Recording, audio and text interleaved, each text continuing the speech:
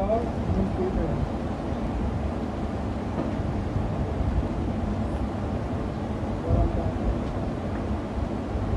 Three are located.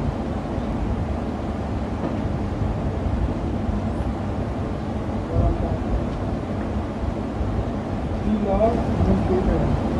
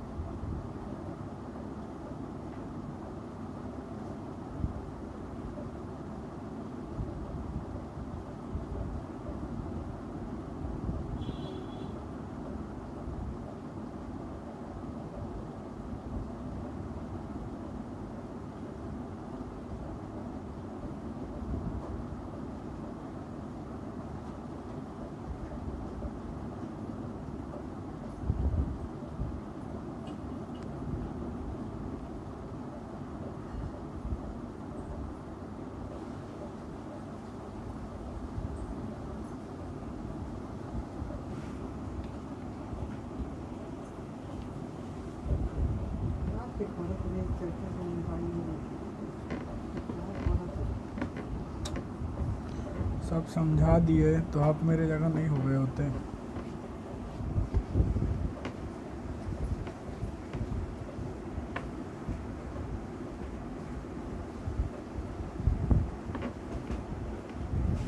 कुछ गर्मी में है ना। हाँ उगारे सुतरा उगारे हाँ।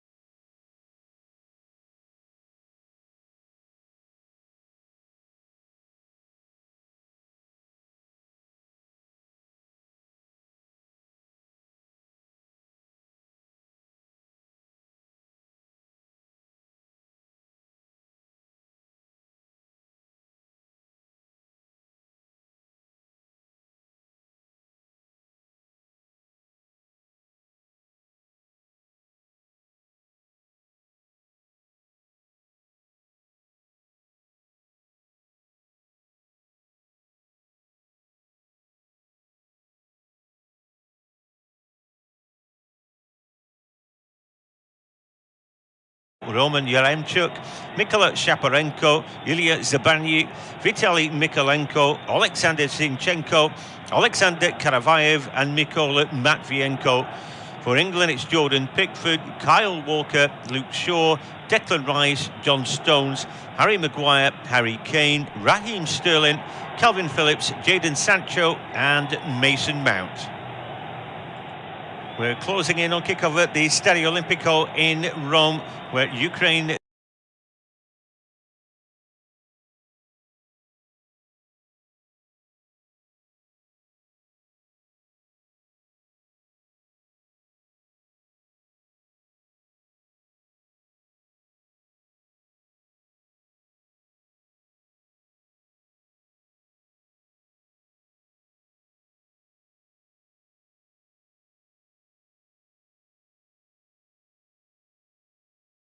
are in.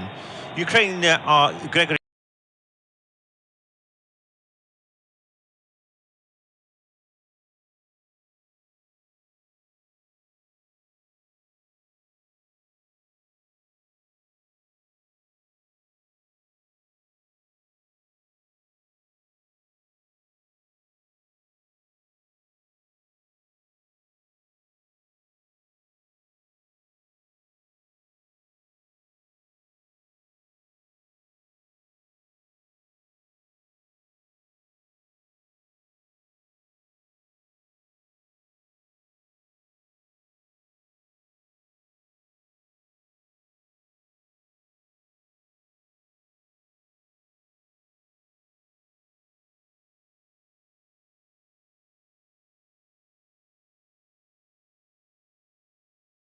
Andrei Yarmolenko, Roman Yaremchuk, Mykola Shaparenko, Ilya Zabarny, Vitaly Mikolenko, Alexander Zinchenko, Alexander Karavayev and Mykola Matvienko. For England, it's Jordan Pickford, Kyle Walker, Luke Shaw, Declan Rice, John Stones, Harry Maguire, Harry Kane, Raheem Sterling, Calvin Phillips, Jadon Sancho and Mason Mount. We're closing in on kickoff at the Stadio Olimpico in Rome, where Ukraine take on England.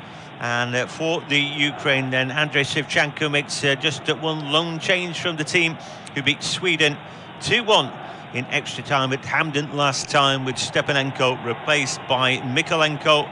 For Gareth Southgate's England, there are two changes from the team who beat Germany 2-0 at Wembley last time. Out goes the injured Saka. And Trippier is out as England revert to a back four, so Sancho and Mount are in. Ukraine are Gregory Bushchan, Serhii Kristov, Serhii Sidorchuk, Andrei Yarmolenko, Roman Yaremchuk, Mykola Shaparenko, Ilya Zabarny, Vitaly Mikolenko, Alexander Zinchenko, Alexander Karavayev and Mykola Matvienko. For England, it's Jordan Pickford, Kyle Walker, Luke Shaw, Declan Rice, John Stones, Harry Maguire, Harry Kane, Raheem Sterling, Calvin Phillips, Jadon Sancho and Mason Mount. We're closing in on kickoff at the Stadio Olimpico in Rome, where Ukraine take on England. And for the Ukraine, then Andrei Shevchenko makes just one lone change from the team, who beat Sweden 2-1 in extra time at Hampden last time, with Stepanenko replaced by Mikolenko. For Gareth Southgate's England, there are two changes from the team who beat Germany 2-0 at Wembley last time. Out goes the injured Saka. And Trippier is out as England revert to a back four, so Sancho and Mount are in. Ukraine are Gregory Bushchan, Serhii Kristov, Serhii Sidorchuk, Andrei Yarmolenko, Roman Yaremchuk, Mykola Shaparenko, Ilya Zabarny, Vitaly Mikolenko, Alexander Zinchenko, Alexander Karavayev and Mykola Matvienko. For England, it's Jordan Pickford, Kyle Walker, Luke Shaw, Declan Rice, John Stones, Harry Maguire, Harry Kane, Raheem Sterling, Calvin Phillips, Jadon Sancho and Mason Mount. We're closing in on kickoff at the Stadio Olimpico in Rome, where Ukraine take on England. And for the Ukraine, then Andrei Shevchenko makes just one lone change from the team, who beat Sweden 2-1 in extra time at Hampden last time, with Stepanenko replaced by Mikolenko. for Gareth Southgate's England. There are two changes from the team who beat Germany 2-0 at Wembley last time. Out goes the injured Saka, and Trippier is out as England revert to a back four, so Sancho and Mount are in.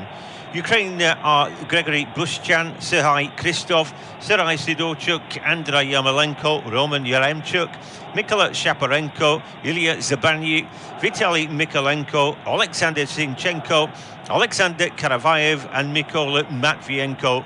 For England, it's Jordan Pickford, Kyle Walker, Luke Shaw, Declan Rice, John Stones, Harry Maguire, Harry Kane, Raheem Sterling, Calvin Phillips, Jadon Sancho and Mason Mount. We're closing in on kickoff at the Stadio Olimpico in Rome, where Ukraine take on England. And for the Ukraine then, Andrei Shevchenko makes just one lone change from the team who beat Sweden 2-1 in extra time at Hampden last time, with Stepanenko replaced by Mykolenko. For Gareth Southgate's England, there are two changes from the team who beat Germany 2-0 at Wembley last time. Out goes the injured Saka, and Trippier is out as England revert to a back four, so Sancho and Mount are in. Ukraine are Gregory Bushchan, Serhii Kristov, Serhii Sidorchuk, Andrei Yarmolenko, Roman Yaremchuk, Mykola Shaparenko, Ilya Zabarny, Vitaly Mykolenko, Alexander Zinchenko, Alexander Karavayev and Mykola Matvienko. For England, it's Jordan Pickford, Kyle Walker, Luke Shaw, Declan Rice, John Stones, Harry Maguire, Harry Kane, Raheem Sterling, Calvin Phillips, Jadon Sancho and Mason Mount. We're closing in on kickoff at the Stadio Olimpico in Rome, where Ukraine take on England. And for the Ukraine then, Andrei Shevchenko makes just one lone change from the team who beat Sweden 2-1 in extra time at Hampden last time, with Stepanenko replaced by Mykolenko.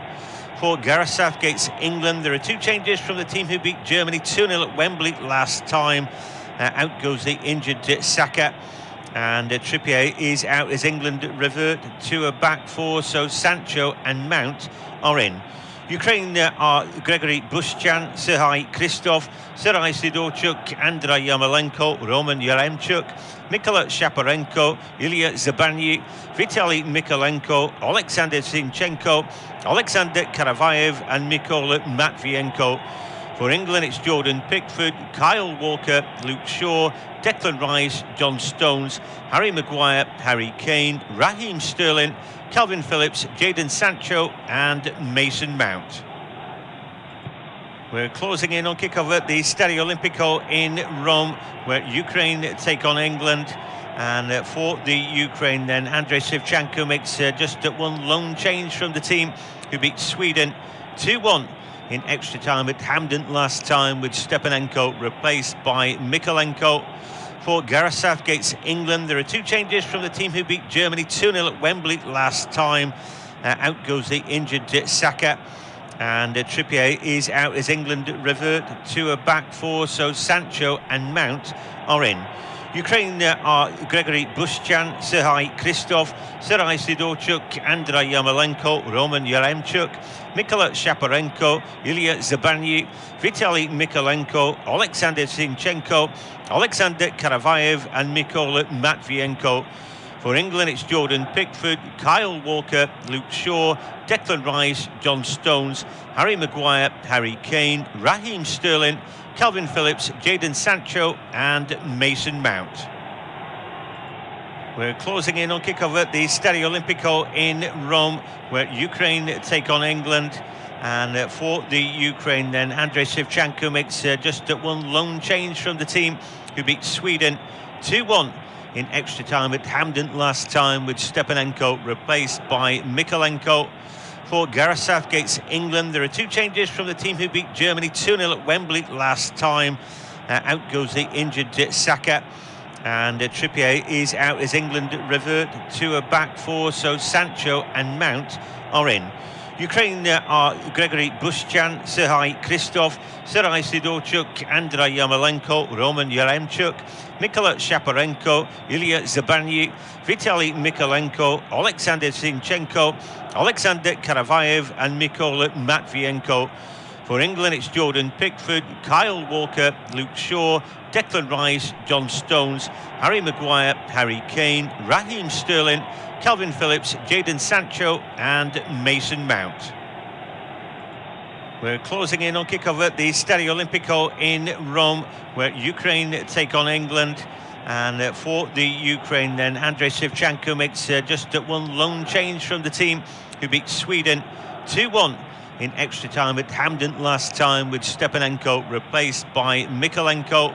For Gareth Southgate's England, there are two changes from the team who beat Germany 2-0 at Wembley last time.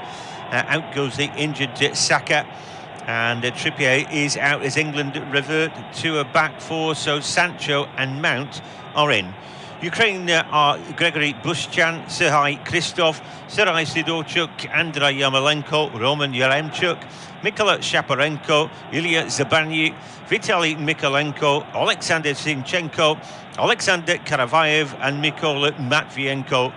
For England, it's Jordan Pickford, Kyle Walker, Luke Shaw, Declan Rice, John Stones, Harry Maguire, Harry Kane, Raheem Sterling, Calvin Phillips, Jadon Sancho and Mason Mount. We're closing in on kickoff at the Stadio Olimpico in Rome, where Ukraine take on England. And for the Ukraine then, Andrei Shevchenko makes just one lone change from the team, who beat Sweden 2-1 in extra time at Hampden last time, with Stepanenko replaced by Mykolenko. For Gareth Southgate's England, there are two changes from the team who beat Germany 2-0 at Wembley last time. Out goes the injured Saka, and Trippier is out as England revert to a back four, so Sancho and Mount are in. Ukraine are Gregory Bushchan, Serhii Kristov, Serhii Sidorchuk, Andrei Yarmolenko, Roman Yaremchuk, Mykola Shaparenko, Ilya Zabanyi, Vitaly Mykolenko, Alexander Zinchenko, Alexander Karavayev and Mykola Matvienko. They sure are, and they're about to kick off. I'm joined by Rob Eddy for this game. It seems to me that Ukraine have a very defensive lineup, and they're looking to nick a goal. England have gone to a back four today, Rob, and that suggests that they know they need to be a bit more expansive. Yeah, I think definitely they need to be more expansive, because Ukraine are probably going to sit back, not entirely, but they're not going to be as aggressive in possession perhaps as Germany were. And obviously Gareth Southgate was quite concerned about the Germany wing-backs, but I don't think it's going to be that sort of problem today. I mean, both do try and get forward, Mykolenko and Karavayev, particularly down the right-hand side. But England are expecting more possession. Certainly I'm expecting them to have more possession, and they need sort of more playmakers. I don't think it's going to be gung-ho or anything like that.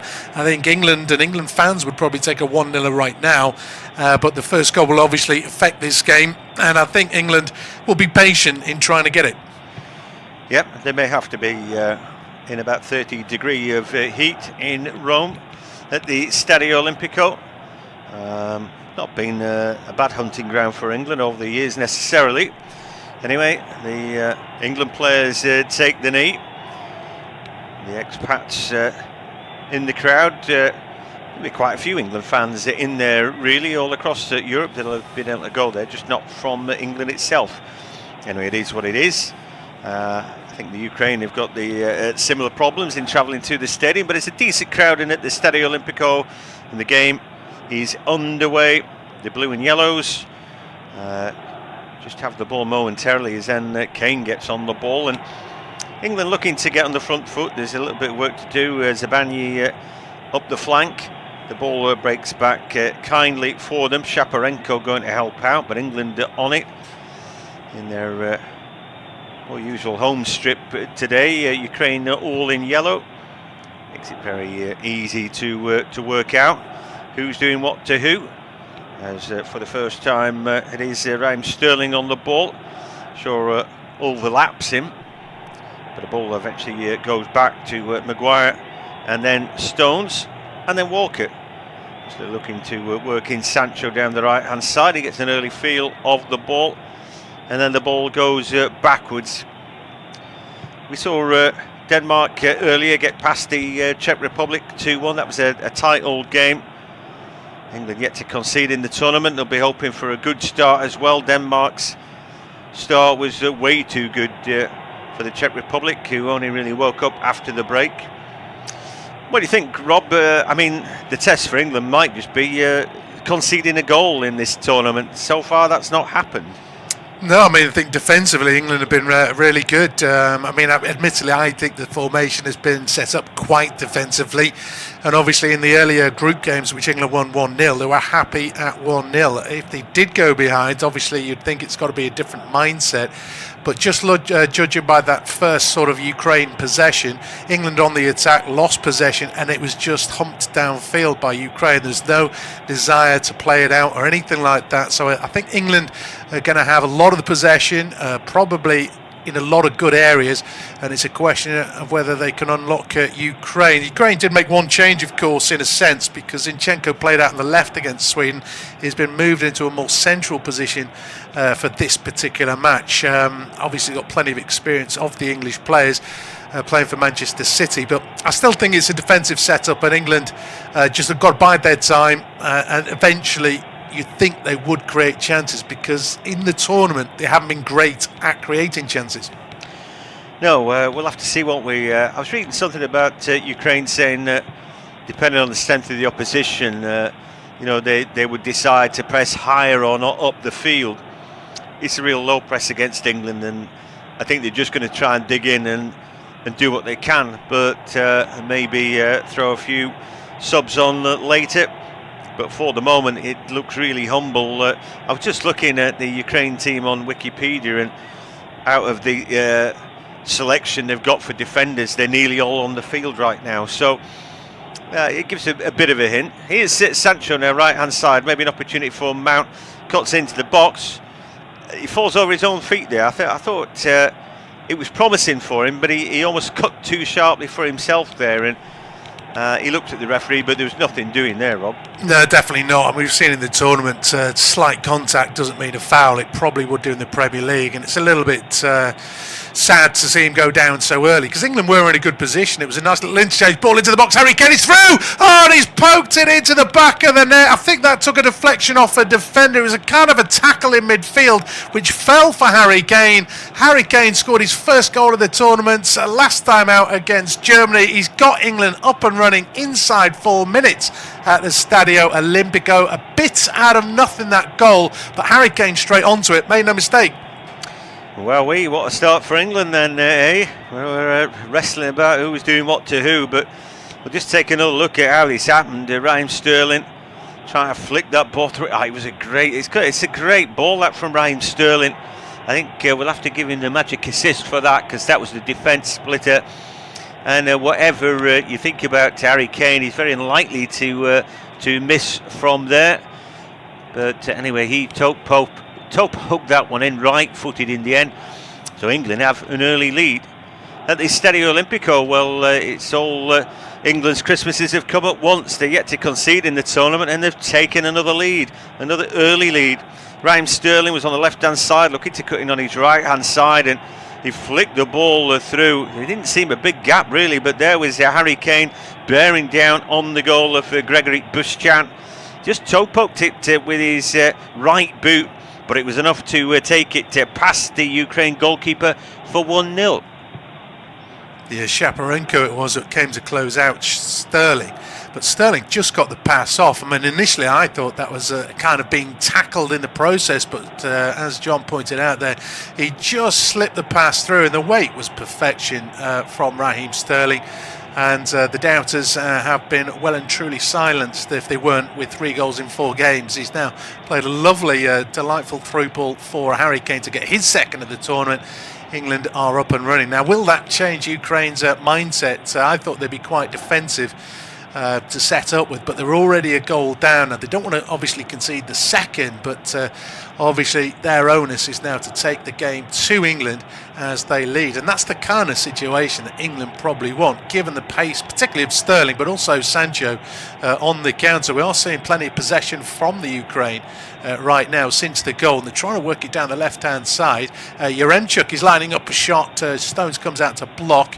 A bounce doesn't do either the Ukraine attackers there. It was Shaparenko and Karavayev closing in on the ball, but a bit of backspin has allowed Shaw to at least head it away from danger. Game just going in the 7th minute. Dream start for England, and now a bit of onus already on Ukraine. Yeah, who look like they've got their own sort of formation now. Don't need too many defensive players, but they're getting on the ball a bit. A reaction from them. Karavayev flicks the ball and he's inside. Yaremchuk comes back for it, but he can't get it.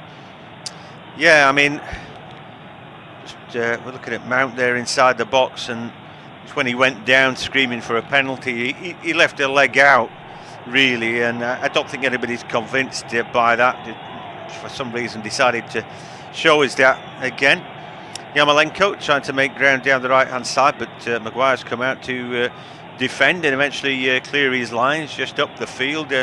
Karavayev then fighting for the ball, and Sterling ends up booting him. I don't think the referee, Felix Breich, is too happy with Raheem Sterling, but his manager's pretty pleased with him because, as Rob said, it was a magic assist, although I tell you what, the assist of the day has probably got to go to Marla already, whatever happens in this game. I don't know if you saw that. Rob, outside of his right boot, flicked the ball into the box for the Denmark second, but that was absolute magic. But Raheem Sterling, inch perfect ball for Kane to get onto, and Gareth Southgate and the England squad won't be mowing about that as the ball comes into the box. Bit of defending to do, and Harry Kane there also shows his defensive qualities. But Ukraine have took a dig in the ribs, haven't they? And it's got them going. And for England now, they've just got to hold on for this next 5 minutes or so and allow all this intent to sort of fizzle away. But we're seeing a proper reaction from Ukraine, Rob.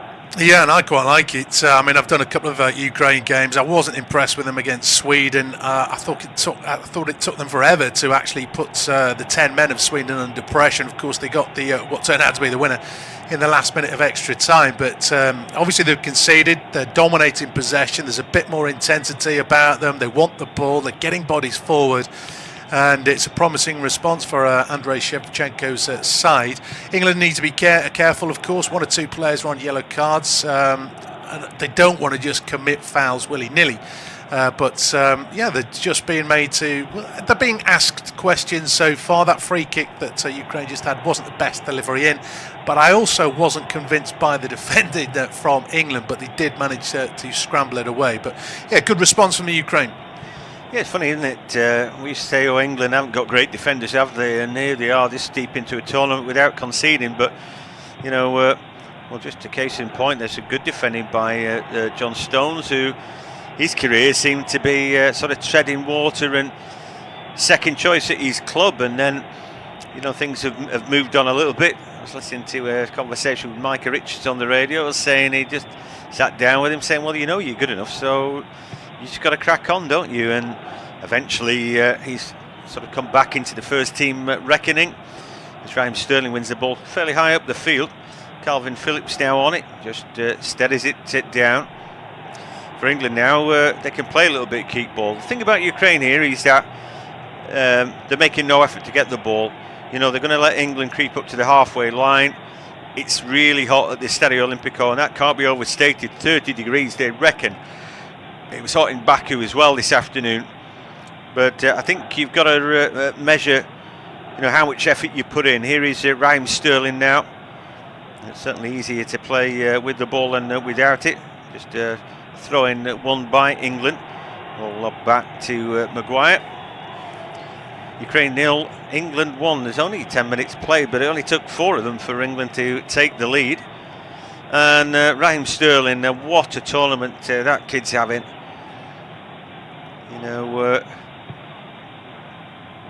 He often, I think, sort of misunderstood and much maligned. But anyway, if it's just about playing football, he's playing it pretty well at the minute.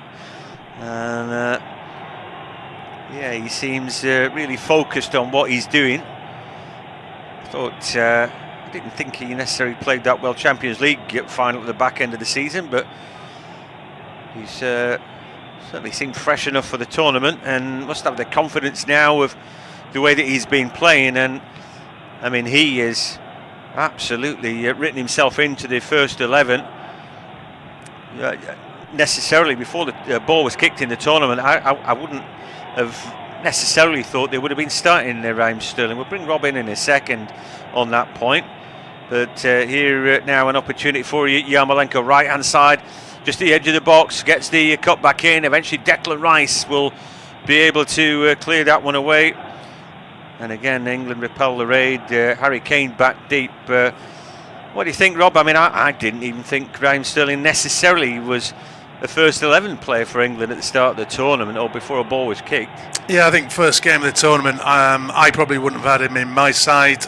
He struggled towards the end of the season, got left out of Man City's side. He just wasn't scoring goals, was he? And a lot said about form, and you pick a player because he's in form, even if he's not your favourite player.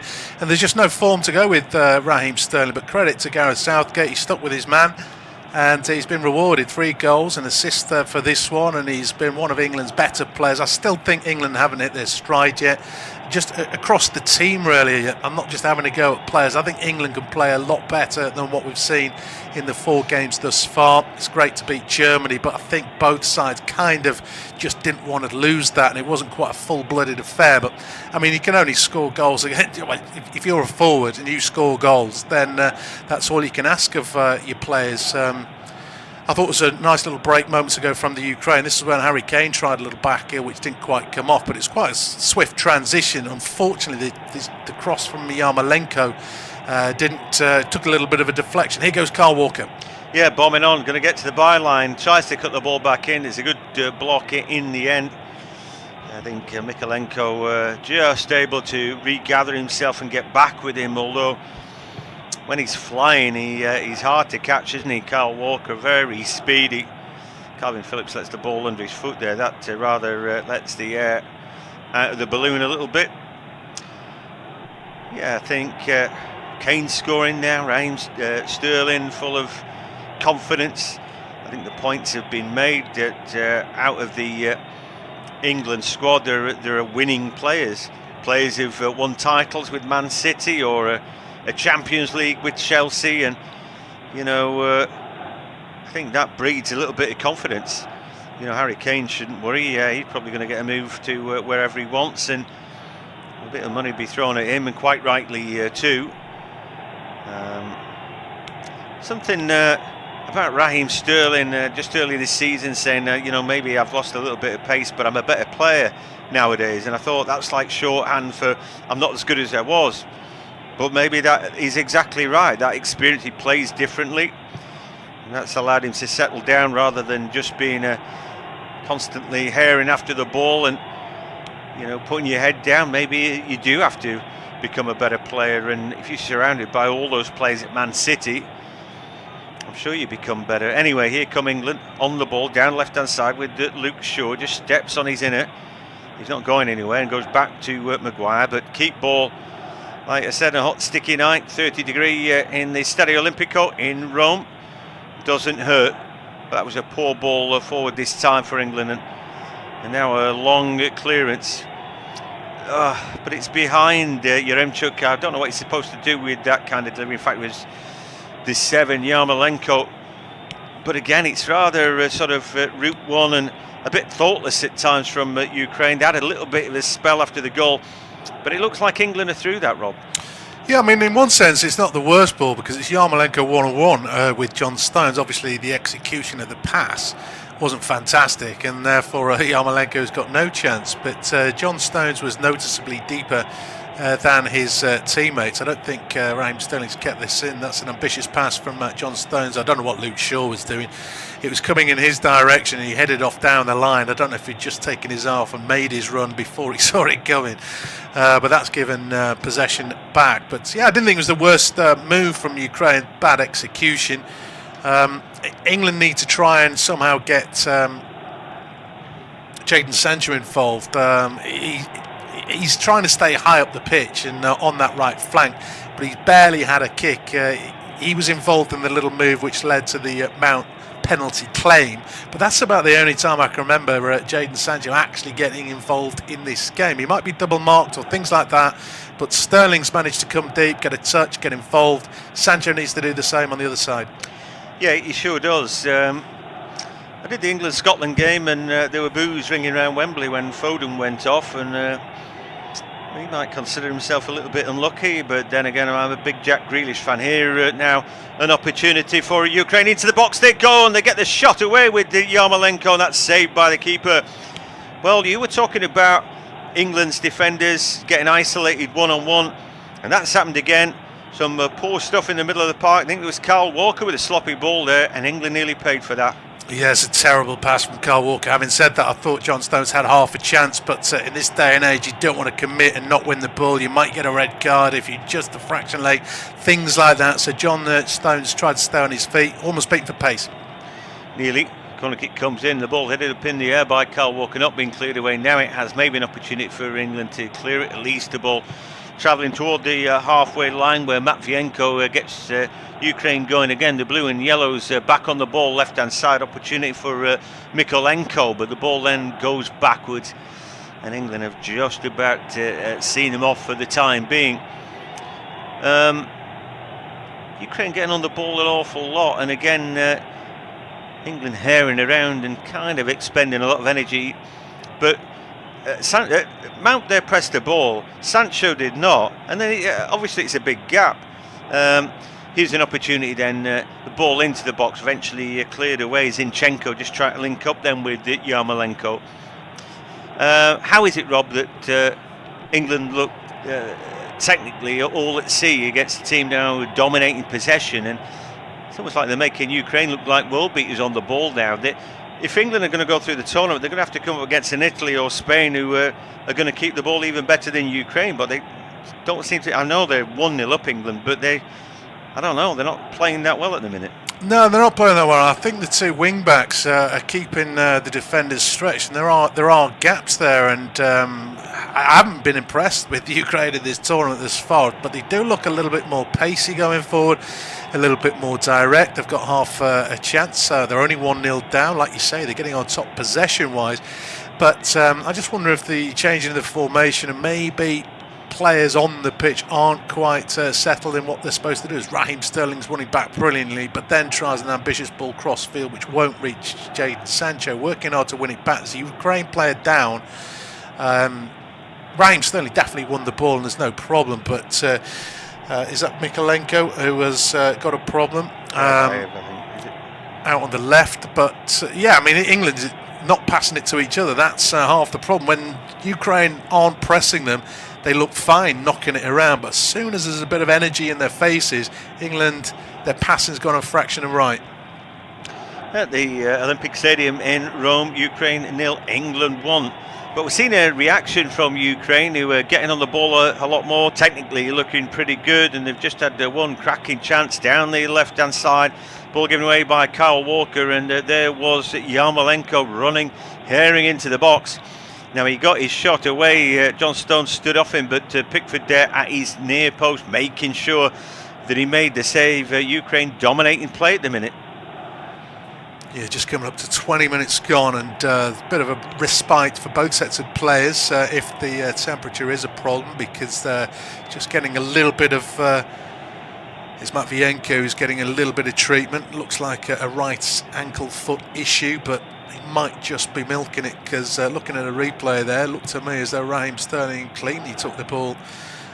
He's back on his feet. He's actually had to leave the field of play because he's had some treatment, so Ukraine will restart with 10 men. Might have just got a blow on his actual ankle above the boot, because a bit of ice is being applied to it. I'm not sure what good that's going to do for the millisecond that was applied. England have given the ball back to the Ukraine sportingly, and the man in yellow can start again, just going into the 21st minute. But yeah, this game, I thought that the first goal would obviously change things, and I think it's changed it in a positive fashion for Ukraine, and England have got some things to deal with. Formations, tackling, certainly keeping the ball better than what they are doing, but there will always be that threat on the counter from England. Yeah, Raheem Sterling brought down from behind. Well, Sterling's having a fine game. I think he's putting himself about, Rob. If only some of his colleagues could match his efforts. Not a good challenge from Zabani, who is one of several who play their football in Kiev. Calvin Phillips on the ball, and the Yorkshire Pirlo needs to do a little bit more, I think, than he's doing. Anyway, ball spins across the England back four, and then to Luke Shaw, just over the halfway line. I think England a little bit guilty of doing a bit of a Spain here. They went 1-0 up yesterday and then started padding the ball around thinking they were it, and it came back to bite them. It's all right having a 1-goal lead, but you need to be a bit more dramatic. Here's Raheem Sterling into the box, an opportunity here for England on the lovely cut back there from Shaw, but it's behind everybody, and then a really mysterious ball back into the box from Zinchenko nearly gives England another opportunity. I was just waiting for a white shirt to get on that cut back, Robin. Nobody appeared. No, I mean, it's a little bit lucky there, actually, because Jadon Sancho's picked it up. I said he needed to get involved, and he did. He started to get a bit of pace going. Then there's a loose pass from Calvin Phillips, but Jadon Sancho kept his run going, was able to kind of re-win the ball, even though he'd lost. It had been lost. It wasn't Sancho's fault. And then the counter started, didn't it? Luke Shaw's ball looked a good one. Just waiting for Alberto Carlos to come on the far post and smash it in a la 1970, but it just didn't quite work. There were bodies in the box there. Maybe Luke Shaw could have done a little bit better. He looked up and he just played it between four white shirts.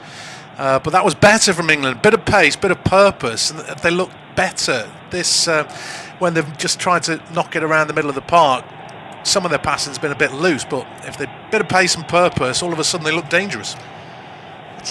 What I think is weird is that the more that they try to force an attack or be an attacking entity, England, it's almost like the worst that they get. But anyway, they want to hold bodies higher up the field.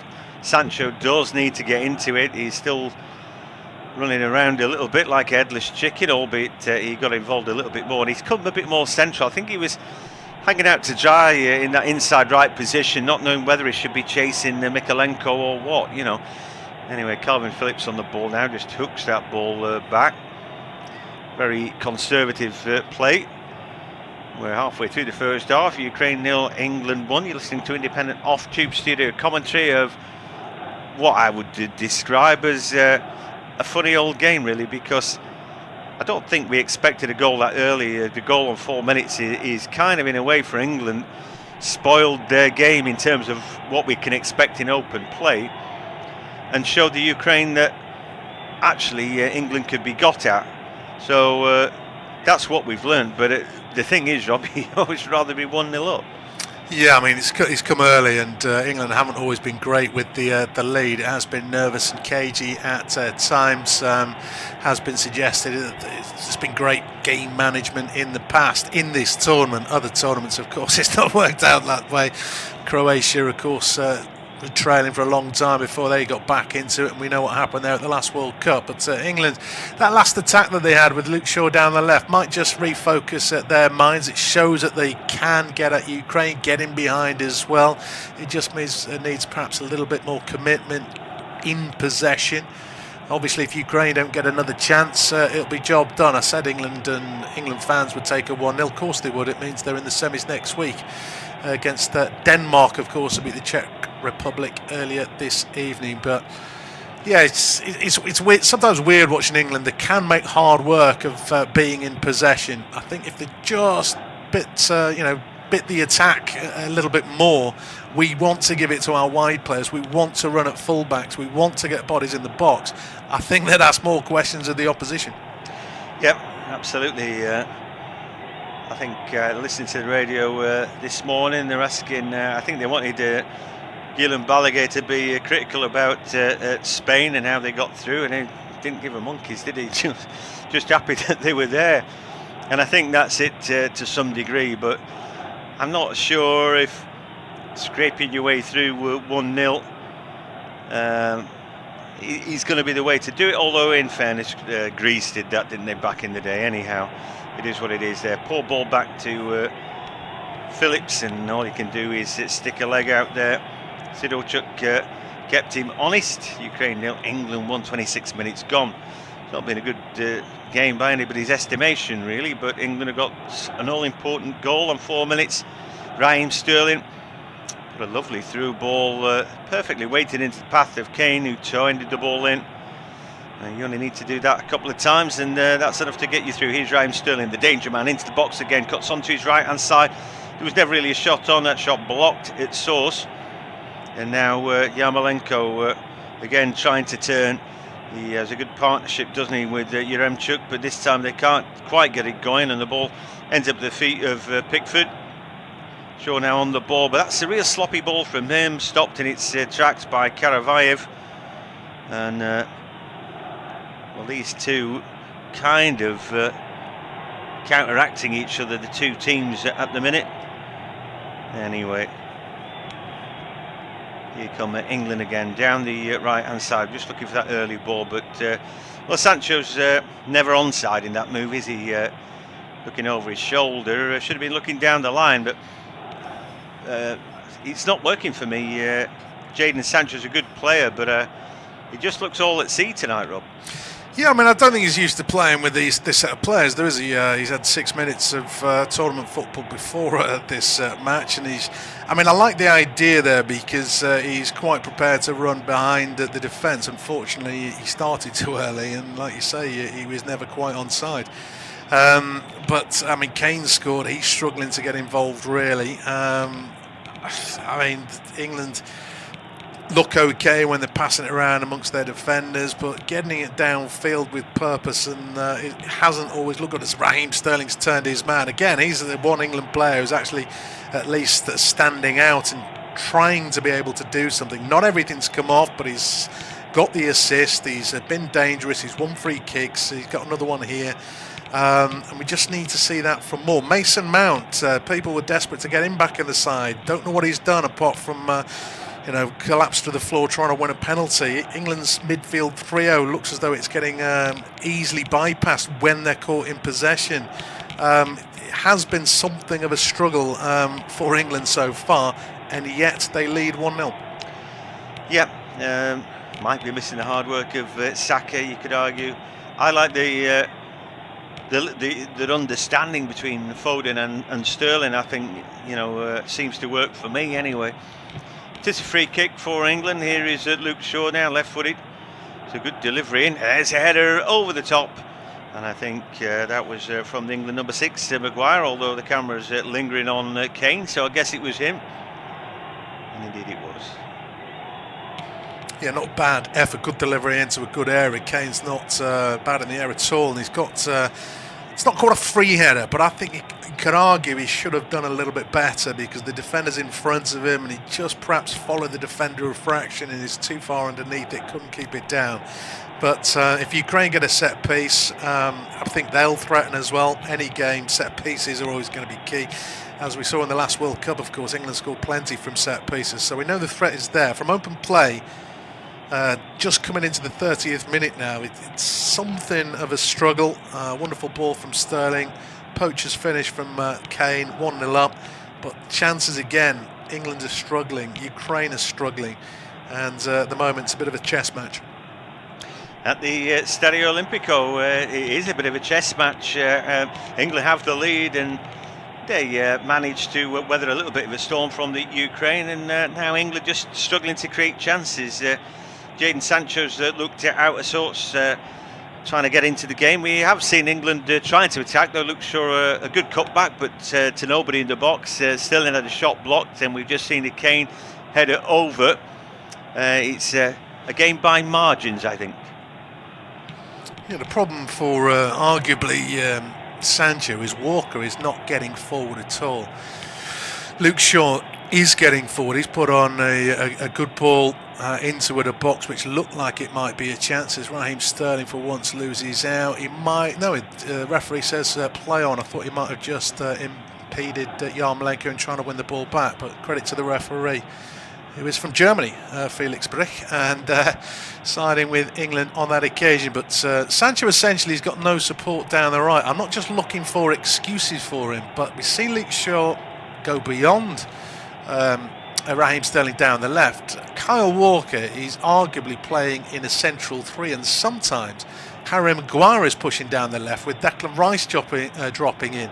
So it's Stones, Rice and Walker. Walker hasn't got forward at all in this game as yet, although he did just take that throw in high up the pitch. His first thought is to come back into a defensive right back position. So I don't think that's helping Jadon Sancho, but as I said it earlier, he's got to go and make something happen. He wasn't in the starting 11. He's got to go and prove why he should be in the starting 11 by making things happen. Yeah, he sure does.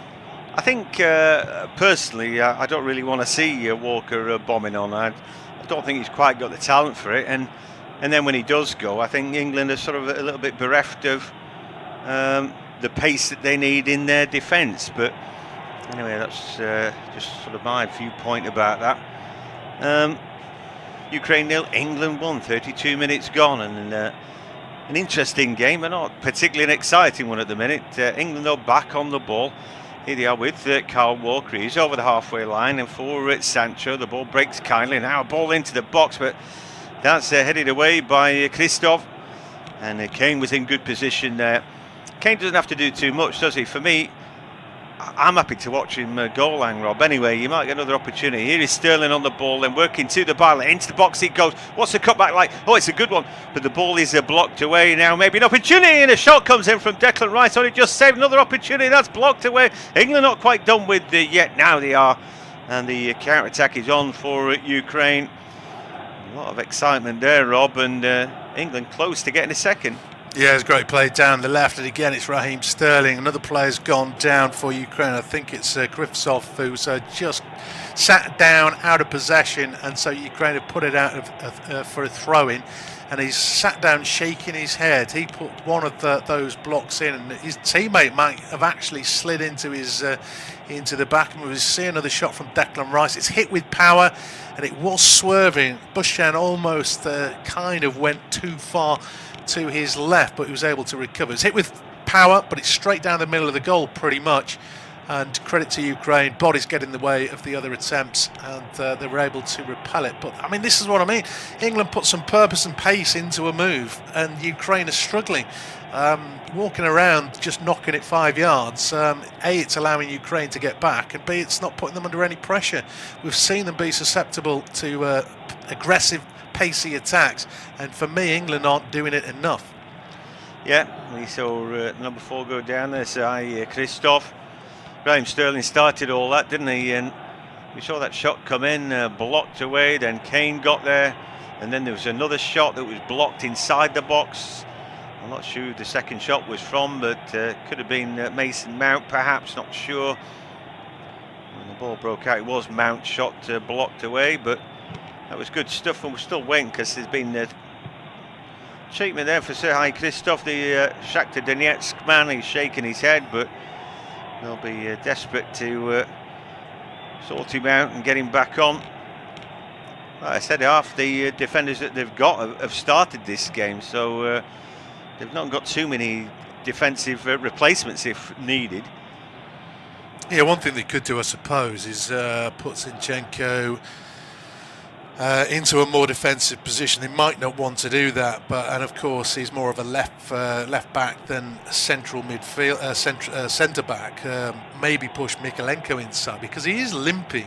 Nobody's helping Krivtsov off the field. He's clearly limping and favouring his left leg, and he's not going to be running anytime soon. So, and he's shaking his head. He's actually been. Tizankov is actually coming on in his place. Now, whether that's like for like straight into the same position, we'll wait and see. But obviously that's a big blow to lose one of your 3 centre-backs so early in the game. Yeah, absolutely. And there you go. I think games in quick succession always seem to bring out lots of problems, don't they? Tsigankov, I think he's down as a midfielder, Dynamo Kiev player, and maybe more of a holding midfielder, but I'm not entirely sure about that, so I wouldn't know. In fact, he's got a few goals about him, so and he's only 5'10", so Tsigankov, I think, is going to offer something a little bit different. Sometimes an injury like that, may sort of give a team a boost, and if Shevchenko's just thinking, well, hang on, England are not playing that well, do we really need three at the back? Then maybe it's handed him a little bit of an advantage, but I think their shape has changed, Rob. Yeah, it looks like a back four, doesn't it? So they just get a few more bodies in midfield. This is where that midfield trio, midfield two from England needs a bit more help. I don't think Mason's Mount has done an awful lot in this game, one way or the other, and I think he needs to help them out. Maybe just leave Sancho, Kane and Sterling upfield. He needs to drop in a little bit deeper. Here come the Ukrainians. Zinchenko sending it way down the left-hand side. Cross, pull back. Oh, Yarmolenko's taken off Zinchenko, who gets a shot off, but he's blocked by Mason Mount. That's where he needs to get involved. Get in that midfield and obviously stop Ukraine outnumbering England. Yeah, that's really good work by Mason Mount there, and good work by Ukraine. Just a simple ball, wasn't it there? If Ukraine want to win the game, they've got to use the ball wisely, and they did. That's a lovely ball to the byline. The cutback wasn't bad. We don't want Zinchenko really playing as a left-back, do we, or in the back line for Ukraine. He's got more quality than that. By trade, really, he's a midfielder before being sort of pressed into action in that troublesome left-back slot for Man City. But he's got a little bit more than that, as he showed with that pass, Rob.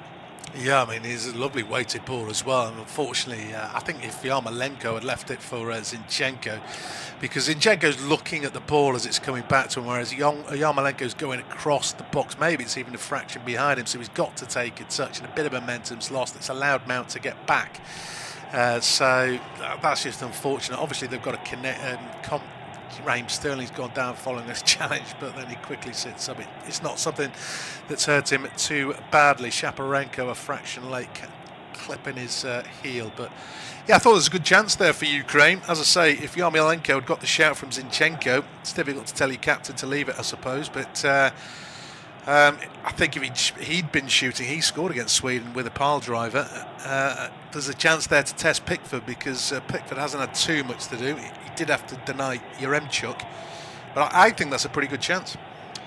Yeah, they've had one shot on target, that's all. And we might moan about what England have done or not done in this first half, but equally, they're up against the Ukraine team who have been on the ball a fair amount. I've not done an awful lot with it, so at the moment you just wonder. It's sort of, they've just about done enough, England, and whether that ultimately will be enough when they face an Italy or a France, or even against Denmark, who lie in wait for the winners of this, because you can't write those boys off. They're a team that's in harness at the minute. Here's Luke Shaw. He's broke round and into the box. He's looking for a cutback, maybe an opportunity. And Sancho hits it into the goalkeeper there.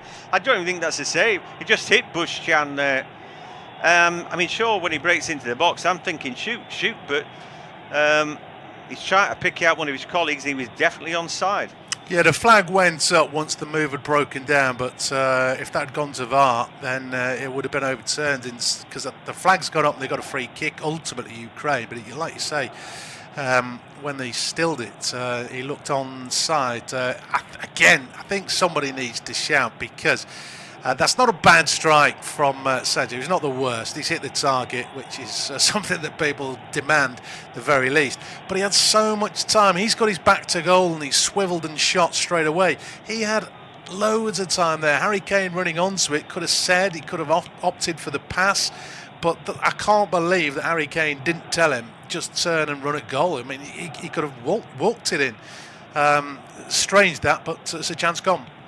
Yeah, but here an opportunity then for Ukraine. They work their way into the box with Yaremchuk. Yarmolenko was the man in the box as they try and break in again, and they are into the box. The cutback comes in, and it's blocked away by Maguire. And Yaremchuk there doing good work. They have got some talented players when they do get forward, and the number 9 is certainly one of those. His cross looked decent. In fact, it was Stones who got it away. The 9 and 7 combined so well for Ukraine, but England have just about defended that. Well, hopefully that's the Kyle Walker-Howler, because he's left it 8 yards out for Jordan Pickford. He shouldn't have done. Corner kick comes in, that's an easy header away for Shaw. The referee spotted something anyhow, and much ado about nothing. Ukraine huffing and puffing, but you know, we can say all that. They've had one shot on target so far. Declan Rice there doing strictly come dancing with Andrei Yarmolenko at that corner kick. 6 and 2 threes I thought there, but I think they've given a free kick England's way, which is a little bit rich. Yeah, I think the thing there was Yaremchuk's hands are around his head, Declan Rice, whereas Rice's arms are around his waist. Is that more dangerous? I think it's a risk from a Rice viewpoint. If you're defending, you don't want to give away a penalty. Keep your hands down. Yeah, I think it's just because of the height of the area that Yaremchuk was holding. Matvienko clears the ball, and then they have it in midfield. Yaremchuk's working really hard for his team. They want to get back into the game, and they're trying to get forward. The substitute there, Sigankov, trying to take the ball with him, but it's an errant touch from him. 42 minutes on the clock now. Ukraine 0, England 1. England playing without the ball at the minute. Calvin Phillips has had a quiet game. He's trying to close them down. Zinchenko in the middle of the park. Yes. I mean, I know that Declan Rice and Calvin Phillips do a lot of the spade work in the middle, but I wouldn't say they've dominated that midfield area tonight. More questions than answers really about the England performance, but they're 1-0 up. And the other point, I suppose, Rob, is that we got the goal, then we got a Kane header over. He might have done better. A good Declan Rice pile drive was saved by the keeper.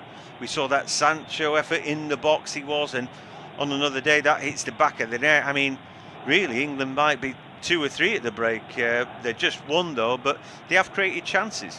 Yeah, I think there's chances at both ends. England might argue they've just had a better final ball. I think England's chances are, I'm beating the same drum. Pace, attacking, taking on a defender. Could be a chance if Yarmolenko's lifted into the box. Stones not with a fantastic header. Cross comes back in, and that's a brave header from Luke Shaw. Paldarova comes in from 30 yards out, and that wasn't that far away from Shaporenko. Jordan Pickford looked quite nonchalantly as though that was going wide for definite. But again, it's not convincing for me defensively, England. And fair play to Ukraine. Bodies in the box, causing problems. Let's have a look at that strike. I suppose when he hit it, it started on target, but he always cut across it, and it was slicing quite away. I'm pretty sure Jordan Pickford didn't see it then. Yeah, it might have started on target. It wasn't on target for long, but yeah, it's a chance, isn't it? You know, at this level and in this competition, you know, they're not going to get to the stage where teams don't have any sort of chance against them. England haven't played well, but still it's been good enough in the first half, and you know, on another day that they might have grabbed a second goal. I think the goal has probably robbed us of a slightly better performance from England. It coming that early in the piece. Mount there wins the ball in the middle of the park. Needs to do a little bit more than that. I think for his work rate, I'd be bringing Foden on at the break. Here comes Luke Shaw, just a touch letting him down there. Kane can't get the ball off Sidorchuk, who does a little semicircle in the middle of the park. The ball goes right to Karavayev. He's forced backwards by Jadon Sancho, who has had a quiet game, as we've mentioned. Well, Grealish has been a talisman, hasn't he? He'd want to come on and start creating, and he's done just that for England in the games prior to this. You know, I wonder, he'll be thinking, well, whenever I come on, I keep creating, and you're not going to start me for that, but maybe they just want hard work in there in the first half and then bring him on for the glory in the second. Anyway, he'll be waiting. Karavayev on the ball, and again, Ukraine with it, but not doing an awful lot with it. Calvin Phillips comes out the line there, and they want to put pressure on, but it's a great ball round the corner. Here's Karavayev, look, cut back into the box, but that was well read by the England rear guard. Now Sancho running toward the halfway line, beats 1-2. Eventually it looked like he'd been caught there by Yarmolenko, and the referee's bringing it back, and he's going to have a word with him, I think. We're into 3 minutes of added time now. I mean, first half's gone pretty quickly. And a little bit of quality there from Jadon Sancho dribbling there. Yeah, I mean, people have been, some people, not everybody of course, have been calling for it. He's a player who takes players on. I think England have missed that in a lot of other games. It's all very well having pace, but if you're not going to feed him the ball just because he's got players around him, then he's kind of nullified. But you give them, he started that run in his own half. Now, obviously, if he gets tackled early doors, it could potentially be a problem. But that's what Sancho brings, and he's got goals and assists aplenty for Borussia Dortmund. So he does provide. He provides regularly 50 goals, 64 assists. In 137 games, so it's almost something a game. You might argue the standard of the Bundesliga, but he's doing something all the time. And you know, wingers who take on players are sometimes not going to work. He has switched flank. I don't know if that has helped him. Here's Sterling down the right, and he's putting his head down, trying to get into the box there. And well, he's done that constantly throughout the tournament. I thought he might have won a corner there. Maybe it was the old double kiss. For Sancho, of course, playing for Dortmund, I mean, if I was playing in this position, I'd just roll the ball to Erling Braut at Haaland, and that would be your assist. He just rams it in the back of the net for fun, doesn't he? But anyway, goal kick was the decision there. I thought Sterling deserved more. He's been the outstanding player out of both the two teams in the first half. I think Yarmolenko and Yaremchuk have both played fairly well. Engaging football, they need a bit more support. Here's Sancho getting his teeth into it, but I don't know, I'd probably be taking him off at the half. I'm not over impressed by Calvin Phillips either. Game seems to be bypassing him, but maybe I'm missing something that he's doing off the ball. However, England back on it with Declan Rice. Ball goes back to Maguire at walking pace now. I'm sure it's pretty hot in the Stadio Olimpico. But England now just marking their time to the break, really. Ball back with Shaw, Maguire taken out. And the referee will have a word with the Ukrainian number 9. Yaremchuk, he's putting himself about. And then Yaremchuk and Yarmolenko both had a go at Maguire, who's on the deck. Yaremchuk put a shoulder into his back, and well, obviously Maguire's going to go down with that. What does he expect? Yeah, but I think in this tournament, it's the way you go down and how menacing the push is. We've seen a lot of free kicks not given, and you just don't expect players to fall over. I can understand the frustrations, particularly for a side that's losing at this moment, and it might just be seen as a sort of time waster at the end of the half. We've just got into the 4th minute stoppage time. There's only meant to be 3, so half time is coming up very, very soon. It sure is, and England take their free kick and go backwards, so you can tell what they want, just to get in the dressing room, and eventually the ball sliced away, and it is half time. So it is Ukraine 0, England 1, and we will be back shortly. At the Stadio Olimpico in Rome, it's Ukraine 0, England 1 at half time. England scored with just 4 minutes on the clock. A brilliant piece of action from Raheem Sterling on the ball with a lovely slide rule ball into the path of Harry Kane. He toe poked it past the keeper for 1-0. After that, we saw a Kane header over, a Declan Rice, a decent shot saved by Bushchan, and a Sancho shot straight at the keeper for Ukraine. They've huffed and puffed, but only Yarmolenko's shot has drawn a save out of Jordan Pickford. The Stadio Olimpico in Rome, it's Ukraine 0, England 1 at half time. England scored with just 4 minutes on the clock. A brilliant piece of action from Raheem Sterling on the ball with a lovely slide rule ball into the path of Harry Kane. He toe poked it past the keeper for 1-0. After that time, England scored with just 4 minutes on the clock. A brilliant piece of action from Raheem Sterling on the ball with a lovely slide rule ball into the path of Harry Kane. He toe poked it past the keeper for 1-0. After that, we saw a Kane header over, a Declan Rice, a decent shot saved by Bushchan, and a Sancho shot straight at the keeper for Ukraine. They've huffed and puffed, but only Yarmolenko's shot has drawn a save out of Jordan Pickford. At the Stadio Olimpico in Rome, it's Ukraine 0, England 1 at half time. England scored with just 4 minutes on the clock. A brilliant piece of action from Raheem Sterling on the ball with a lovely slide rule ball into the path of Harry Kane. He toe poked it past the keeper for 1-0. After that, we saw a Kane header over, a Declan Rice, a decent shot saved by Bushchan, and a Sancho shot straight at the keeper for Ukraine. They've huffed and puffed, but only Yarmolenko's shot has drawn a save out of Jordan Pickford. At the Stadio Olimpico in Rome, it's Ukraine 0, England 1 at half time.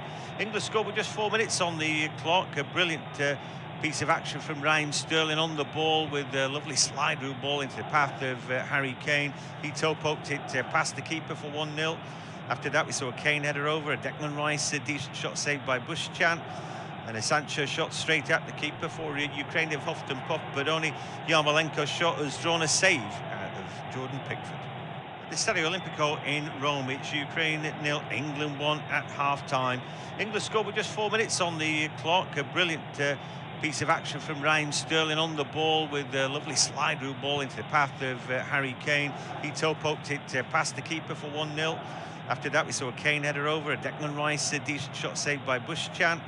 And a Sancho shot straight at the keeper for Ukraine. They've huffed and puffed, but only Yarmolenko's shot has drawn a save out of Jordan Pickford. At the Stadio Olimpico in Rome, it's Ukraine 0, England 1 at half-time. England scored with just 4 minutes on the clock. A brilliant piece of action from Raheem Sterling on the ball with a lovely slide rule ball into the path of Harry Kane. He toe-poked it past the keeper for 1-0. After that, we saw a Kane header over, a Declan Rice, a decent shot saved by Bushchan. And a Sancho shot straight at the keeper for Ukraine. They've huffed and puffed, but only Yarmolenko's shot has drawn a save out of Jordan Pickford. At the Stadio Olimpico in Rome, it's Ukraine 0, England 1 at half-time. England scored with just 4 minutes on the clock. A brilliant piece of action from Raheem Sterling on the ball with a lovely slide rule ball into the path of Harry Kane. He toe-poked it past the keeper for 1-0. After that, we saw a Kane header over, a Declan Rice, a decent shot saved by Bushchan. And a Sancho shot straight at the keeper for Ukraine. They've huffed and puffed, but only Yarmolenko's shot has drawn a save out of Jordan Pickford. At the Stadio Olimpico in Rome, it's Ukraine 0, England 1 at half-time. England scored with just 4 minutes on the clock. A brilliant piece of action from Raheem Sterling on the ball with a lovely slide rule ball into the path of Harry Kane. He toe-poked it past the keeper for 1-0. After that, we saw a Kane header over, a Declan Rice, a decent shot saved by Bushchan. And a Sancho shot straight at the keeper for Ukraine. They've huffed and puffed, but only Yarmolenko's shot has drawn a save out of Jordan Pickford. At the Stadio Olimpico in Rome, it's Ukraine 0, England 1 at half-time. England scored with just 4 minutes on the clock. A brilliant piece of action from Raheem Sterling on the ball with a lovely slide rule ball into the path of Harry Kane. He toe-poked it past the keeper for 1-0. After that, we saw a Kane header over, a Declan Rice, a decent shot saved by Bushchan. And a Sancho shot straight at the keeper for Ukraine. They've huffed and puffed, but only Yarmolenko's shot has drawn a save out of Jordan Pickford. At the Stadio Olimpico in Rome, it's Ukraine 0, England 1 at half-time. England scored with just 4 minutes on the clock. A brilliant piece of action from Raheem Sterling on the ball with a lovely slide rule ball into the path of Harry Kane. He toe-poked it past the keeper for 1-0. After that, we saw a Kane header over, a Declan Rice, a decent shot saved by Bushchan. And a Sancho shot straight at the keeper for Ukraine. They've huffed and puffed, but only Yarmolenko's shot has drawn a save out of Jordan Pickford. At the Stadio Olimpico in Rome, it's Ukraine 0, England 1 at half-time. England scored with just 4 minutes on the clock. A brilliant piece of action from Raheem Sterling on the ball with a lovely slide rule ball into the path of Harry Kane. He toe-poked it past the keeper for 1-0. After that, we saw a Kane header over, a Declan Rice, a decent shot saved by Bushchan. And a Sancho shot straight at the keeper for Ukraine. They've huffed and puffed, but only Yarmolenko's shot has drawn a save out of Jordan Pickford. At the Stadio Olimpico in Rome, it's Ukraine 0, England 1 at half-time. England scored with just 4 minutes on the clock. A brilliant piece of action from Raheem Sterling on the ball with a lovely slide rule ball into the path of Harry Kane. He toe-poked it past the keeper for 1-0. After that, we saw a Kane header over, a Declan Rice, a decent shot saved by Bushchan. And a Sancho shot straight at the keeper for Ukraine. They've huffed and puffed, but only Yarmolenko's shot has drawn a save out of Jordan Pickford. At the Stadio Olimpico in Rome, it's Ukraine 0, England 1 at half-time. England scored with just 4 minutes on the clock. A brilliant piece of action from Raheem Sterling on the ball with a lovely slide rule ball into the path of Harry Kane. He toe-poked it past the keeper for 1-0. After that, we saw a Kane header over, a Declan Rice, a decent shot saved by Bushchan. And a Sancho shot straight at the keeper for Ukraine. They've huffed and puffed, but only Yarmolenko's shot has drawn a save out of Jordan Pickford. At the Stadio Olimpico in Rome, it's Ukraine 0, England 1 at half-time. England scored with just 4 minutes on the clock. A brilliant piece of action from Raheem Sterling on the ball with a lovely slide rule ball into the path of Harry Kane. He toe-poked it past the keeper for 1-0. After that, we saw a Kane header over, a Declan Rice, a decent shot saved by Bushchan, and a Sancho shot straight at the keeper for Ukraine. They've huffed and puffed, but only Yarmolenko's shot has drawn a save out of Jordan Pickford. The Stadio Olimpico in Rome, it's Ukraine 0, England 1 at half-time. England scored with just 4 minutes on the clock. A brilliant piece of action from Raheem Sterling on the ball with a lovely slide rule ball into the path of Harry Kane. He toe-poked it past the keeper for 1-0. After that, we saw a Kane header over, a Declan Rice, a decent shot saved by Bushchan, and a Sancho shot straight at the keeper for Ukraine. They've huffed and puffed, but only Yarmolenko's shot has drawn a save out of Jordan Pickford. The Stadio Olimpico in Rome, it's Ukraine 0, England 1 at half-time. England scored with just 4 minutes on the clock. A brilliant piece of action from Raheem Sterling on the ball with a lovely slide rule ball into the path of Harry Kane. He toe-poked it past the keeper for 1-0. After that, we saw a Kane header over, a Declan Rice, a decent shot saved by Bushchan, and a Sancho shot straight at the keeper for Ukraine. They've huffed and puffed, but only Yarmolenko's shot has drawn a save out of Jordan Pickford. The Stadio Olimpico in Rome, it's Ukraine 0, England 1 at half-time. England scored with just 4 minutes on the clock. A brilliant piece of action from Raheem Sterling on the ball with a lovely slide rule ball into the path of Harry Kane. He toe-poked it past the keeper for 1-0. After that, we saw a Kane header over, a Declan Rice, a decent shot saved by Bushchan, and a Sancho shot straight at the keeper for Ukraine. They've huffed and puffed, but only Yarmolenko's shot has drawn a save out of Jordan Pickford. The Stadio Olimpico in Rome, it's Ukraine 0, England 1 at half-time. England scored with just 4 minutes on the clock. A brilliant piece of action from Raheem Sterling on the ball with a lovely slide rule ball into the path of Harry Kane. He toe-poked it past the keeper for 1-0. After that, we saw a Kane header over, a Declan Rice, a decent shot saved by Bushchan, and a Sancho shot straight at the keeper for Ukraine. They've huffed and puffed, but only Yarmolenko's shot has drawn a save out of Jordan Pickford. The Stadio Olimpico in Rome, it's Ukraine 0, England 1 at half-time.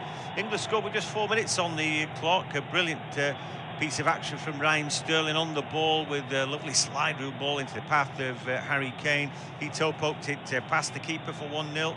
After that, we saw a Kane header over, a Declan Rice, a decent shot saved by Bushchan, and a Sancho shot straight at the keeper for Ukraine. They've huffed and puffed, but only Yarmolenko's shot has drawn a save out of Jordan Pickford.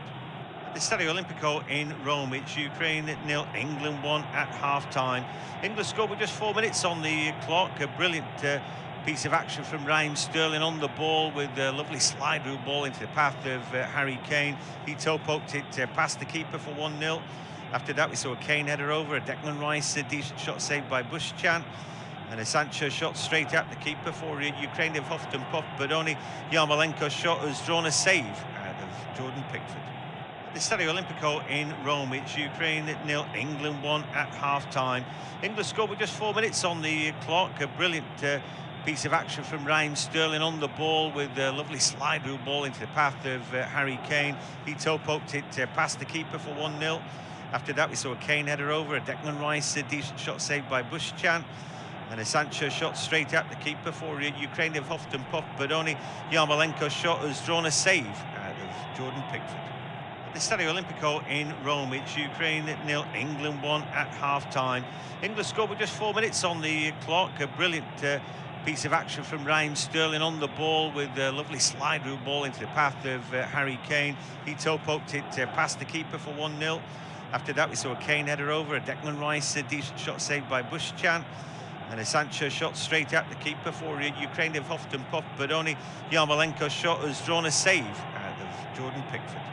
The Stadio Olimpico in Rome, it's Ukraine 0, England 1 at half-time. England scored with just 4 minutes on the clock. A brilliant piece of action from Raheem Sterling on the ball with a lovely slide rule ball into the path of Harry Kane. He toe-poked it past the keeper for 1-0. After that, we saw a Kane header over, a Declan Rice, a decent shot saved by Bushchan, and a Sancho shot straight at the keeper for Ukraine. They've huffed and puffed, but only Yarmolenko's shot has drawn a save out of Jordan Pickford. The Stadio Olimpico in Rome, it's Ukraine 0, England 1 at half-time. England scored with just 4 minutes on the clock. A brilliant piece of action from Raheem Sterling on the ball with a lovely slide rule ball into the path of Harry Kane. He toe-poked it past the keeper for 1-0. After that, we saw a Kane header over, a Declan Rice, a decent shot saved by Bushchan, and a Sancho shot straight at the keeper for Ukraine. They've huffed and puffed, but only Yarmolenko's shot has drawn a save out of Jordan Pickford. The Stadio Olimpico in Rome, it's Ukraine 0, England 1 at half-time. England scored with just 4 minutes on the clock. A brilliant piece of action from Ryan Sterling on the ball with a lovely slide-rule ball into the path of Harry Kane. He toe-poked it past the keeper for 1-0. After that, we saw a Kane header over, a Declan Rice, a decent shot saved by Bushchan, and a Sancho shot straight at the keeper for Ukraine. They've huffed and puffed, but only Yarmolenko's shot has drawn a save out of Jordan Pickford. The Stadio Olimpico in Rome, it's Ukraine 0, England 1 at half-time. England scored with just 4 minutes on the clock. A brilliant piece of action from Ryan Sterling on the ball with a lovely slide-rule ball into the path of Harry Kane. He toe-poked it past the keeper for 1-0. After that, we saw a Kane header over, a Declan Rice, a decent shot saved by Bushchan, and a Sancho shot straight at the keeper for Ukraine. They've huffed and puffed, but only Yarmolenko's shot has drawn a save out of Jordan Pickford. The Stadio Olimpico in Rome, it's Ukraine 0, England 1 at half-time. England scored with just 4 minutes on the clock. A brilliant piece of action from Ryan Sterling on the ball with a lovely slide-rule ball into the path of Harry Kane. He toe-poked it past the keeper for 1-0. After that, we saw a Kane header over, a Declan Rice, a decent shot saved by Bushchan, and a Sancho shot straight at the keeper for Ukraine. They've huffed and puffed, but only Yarmolenko's shot has drawn a save out of Jordan Pickford. The Stadio Olimpico in Rome, it's Ukraine 0, England 1 at half-time. England scored with just 4 minutes on the clock. A brilliant piece of action from Ryan Sterling on the ball with a lovely slide-rule ball into the path of Harry Kane. He toe-poked it past the keeper for 1-0. After that, we saw a Kane header over, a Declan Rice, a decent shot saved by Bushchan, and a Sancho shot straight at the keeper for Ukraine. They've huffed and puffed, but only Yarmolenko's shot has drawn a save out of Jordan Pickford. Well, the players are back out there, and we're in for 45 minutes of football, which is going to be a big one for Ukraine. The blue and yellows are a goal behind, but there were glimmers from them in that first half. Looked dangerous on the break. The 7 and the 9, Yarmolenko and Yaremchuk looked like they could have a goal in them. England got a little bit sloppy at the back sometimes in that first half, Rob, but they got that early goal, and I guess that meant that they didn't have to go chasing the game too hard. But what can we expect second half? Yeah, I think it's going to be pretty much the same, isn't it? Lots of possession for, well, it was about evens, wasn't it? I can see Ukraine because obviously the urgency is on them to get back in the game. England might play a little bit cagey, but the more that Ukraine push out, the more chance that the likes of Sterling, Sancho, Kane are going to get involved. They've got a free kick here in a good position as well, not for a shot, but a cross into the middle. We've seen a chance for Kane from a set piece, so there is a threat there from England. Yeah, I'd just like to see a bit more positivity. People who aren't in this squad think England should win this, and I think England players should play like they think they should win it as well. Ball into the box then. There's a header, it's in the back of the net, and that's Maguire, and England have got their second goal, and maybe they are on their way. Well, how positive do you like it, Rob? That's pretty positive, I think.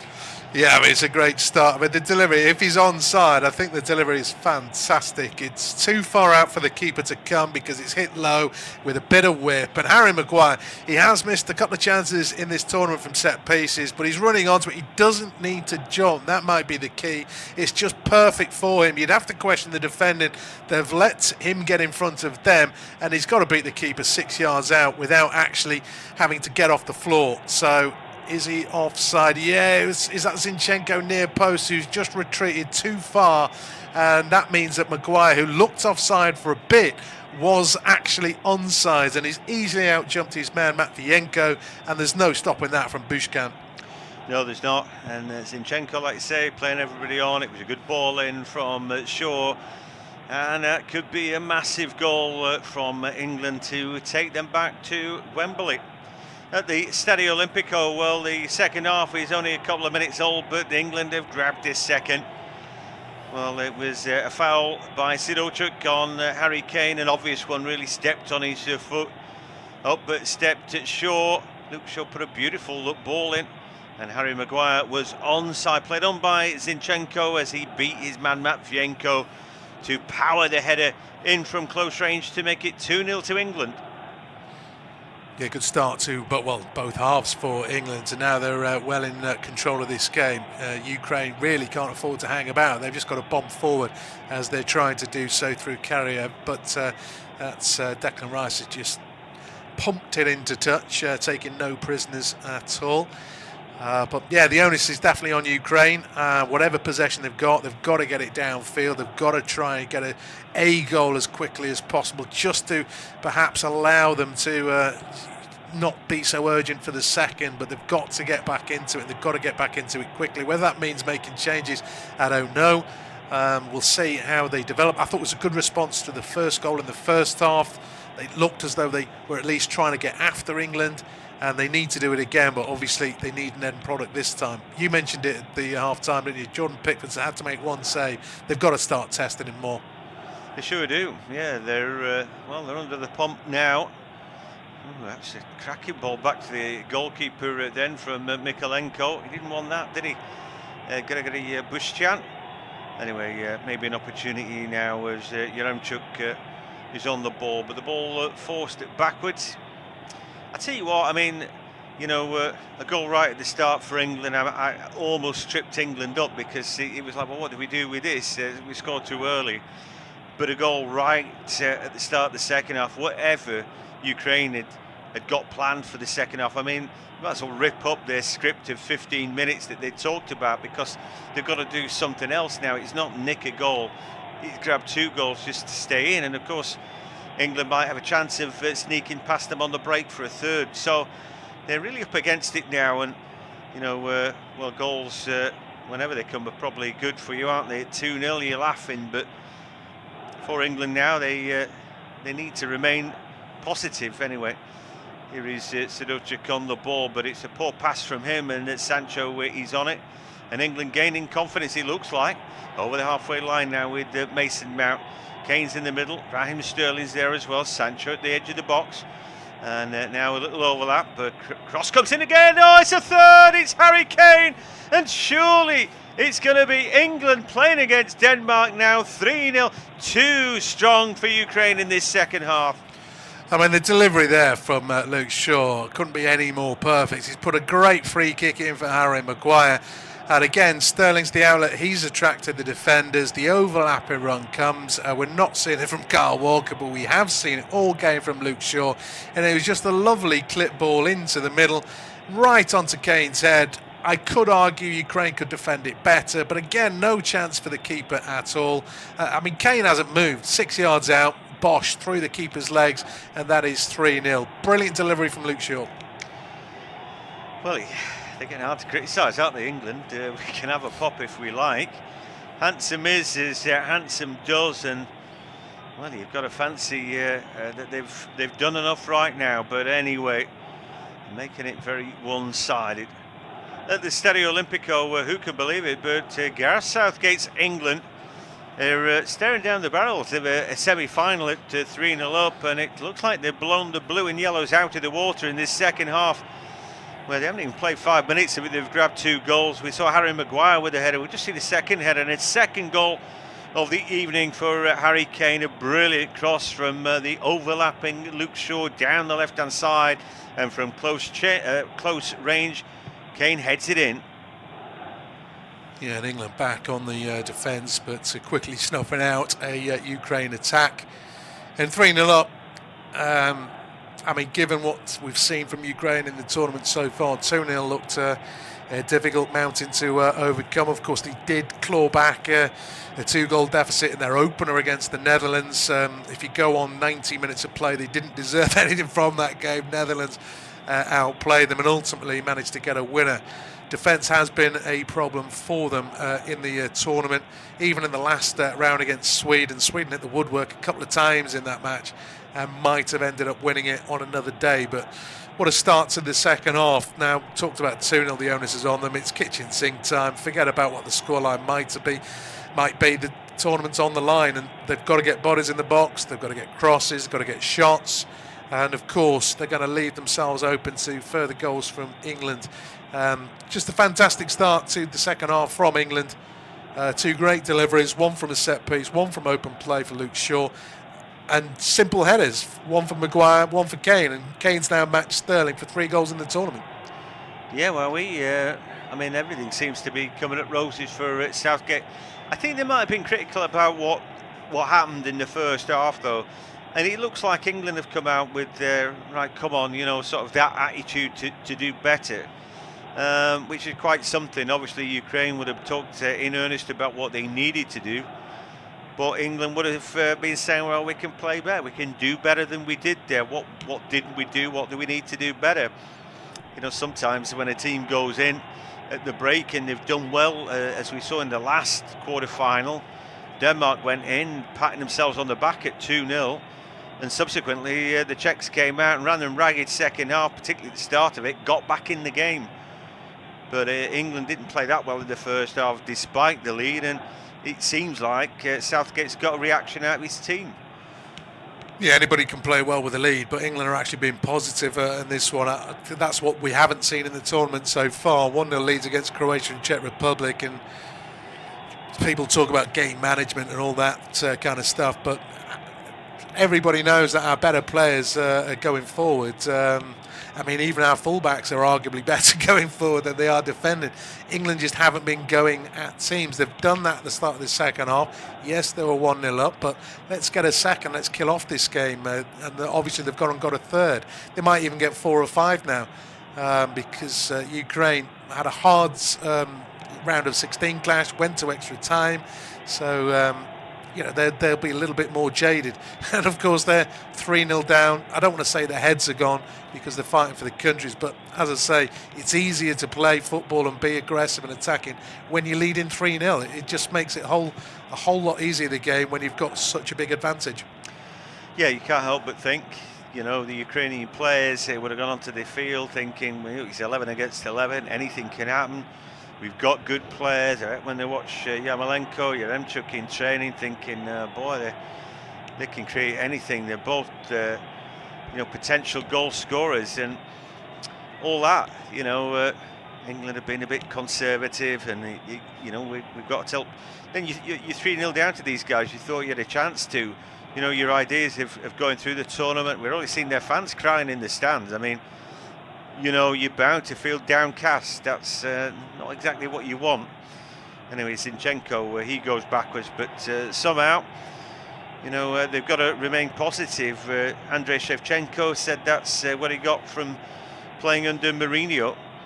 You've always got to believe that it's going to happen. Where 1 goal brings 2, and then you're back in it, and that's the way it is. You can never be down.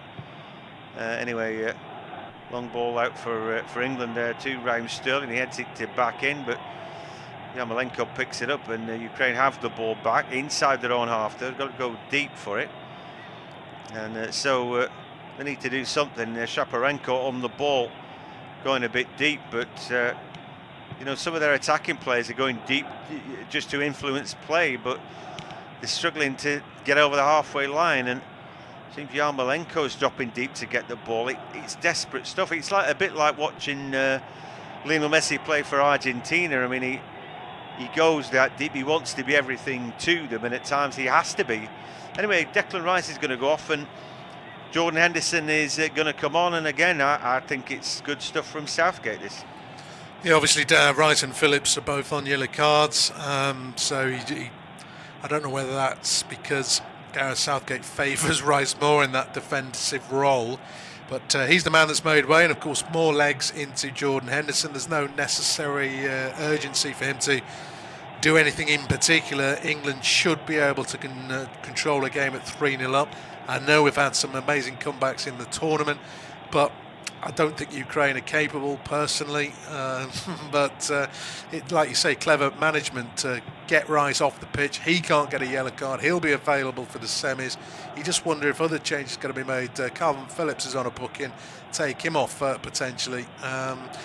Take Harry Kane off. He's got 2 goals. Keep him as fresh as you can do for the next round, etc., etc. Raheem Sterling. So there's plenty of options there for England, which you can do when you kill a game off. That's something that England haven't done, kill games off. Yes, they've come this far, but yeah, Gareth Southgate's got it right. Looks as though they started the second half quite positively, didn't it, John? Not sit back on 1-0, go out, get your second goal. They happen to have got a third goal as well. And Ukraine haven't mustered anything in response. It's been about 7.5, 8 minutes, and we haven't seen any threat from Ukraine at 3-0 down. This game's as dead as a dodo. It looks like it was great news for England. They can pad the ball around now till the cows come home. And what we saw, Denmark patting themselves on the back, and then they had a right old 45 minutes of it against the Czech Republic, who were flinging themselves about. But have England killed off the Ukraine's chances here? I think they're going to have to keep on going, the blue and yellows, and I'm sure they will. But look a bit crestfallen if another goal goes in. Here comes Sancho now, try to drill a ball through. They're desperate to get Kane on the ball and get him a hat-trick. But anyway, England back on it. We're now with Kyle Walker, but they're as happy to go back as forwards. Henderson getting a touch of the ball to Stones, and then Maguire. Henderson again takes it on his chest. Football's a lot easier at 3-0 for those who had to watch the game through the fingertips. Now it's watching and cheering every single pass that goes to feet for England, and well, they're going to be some real drunken folk in England tonight. You can properly sit and enjoy it, can't you, at 3-0? Yeah, you could definitely enjoy it. I think England players are enjoying it. A great run there from Henderson. It's just a shame Kane didn't actually play him the ball soon enough, because I think if that had gone through to Henderson, just to the right edge of the box, Henderson's probably offside. Kane just held on to a fraction too long. But they're coming forward, they're playing passes forward. They're 3-0 up, they know they've got Ukraine beat. I think everybody knew that England would beat Ukraine. I'm not saying this in hindsight. You just look at what's gone on in the tournament. England didn't fear Ukraine. There's no way we could have done from what we've seen. Obviously, Gareth Southgate's played the sensible sort of move. We're not underestimating them, playing that line, which I understand. But that's not. I don't think there was one England fan who thought Ukraine were going to beat us. No, I mean it's always with an element of caution there. I think. It's typical, isn't it? England get past Germany, and it's England's tournament, all that hyperbole, and I think all that comes before a fall, really. Just seeing a sub warming up. I don't know what they're going to say to Yevgeny Makarenko, but it's something like go and get 4 goals for us, and he's got half an hour to do it. So he's about to come on. He's a midfielder by trade, and a defensive one at that. Not answers on a postcard, but it may well be just to aid them change of shape, and maybe they're going to be a back 3 again, I don't know. But anyhow, it doesn't seem wholly positive, that, and England don't need to be there as they go back to Jordan Pickford. John Stones gets the ball back, and then swaps passes with Henderson, who's very happy to pass backwards. Calvin Phillips picks it up, the Leeds United man, who hasn't had a great game, as hardly figured really. Maybe it's the thought that he doesn't want to miss the next game that has made him a little bit shy. Anyway, I guess that if you're involved in a 3-0 victory for England to take him into a semi-final, all the team are going to get the plaudits for it, but it was a bit of a no-show in the first half. But again, Robert, I mean, it's tournament football. Southgate's, he's seen how it's gone in the past and how England have not been able to manage it. Here, they've got lots of resource as well. I mean, before in games, he's had to go to Jack Grealish on the bench to get that bit of creativity. Here's a shot. Oh, that's another good effort from Harry Kane on the volley. And that very nearly his hat-trick, Rob. Yeah, it was a brilliant effort. Great save from Bushkan. It was a long ball downfield from Henderson looking for Sterling, but all Karaveyev could do is head it away from Sterling right onto the left boot of Harry Kane, 20 yards out, and it's fingertips from Bushkan, and it's probably only just missed the post by fractions. It is a corner. That could have been a stunning hat-trick there. because he hit that well. Harry Kane, confidence is back, goals helped that, of course. Set piece opportunity for England.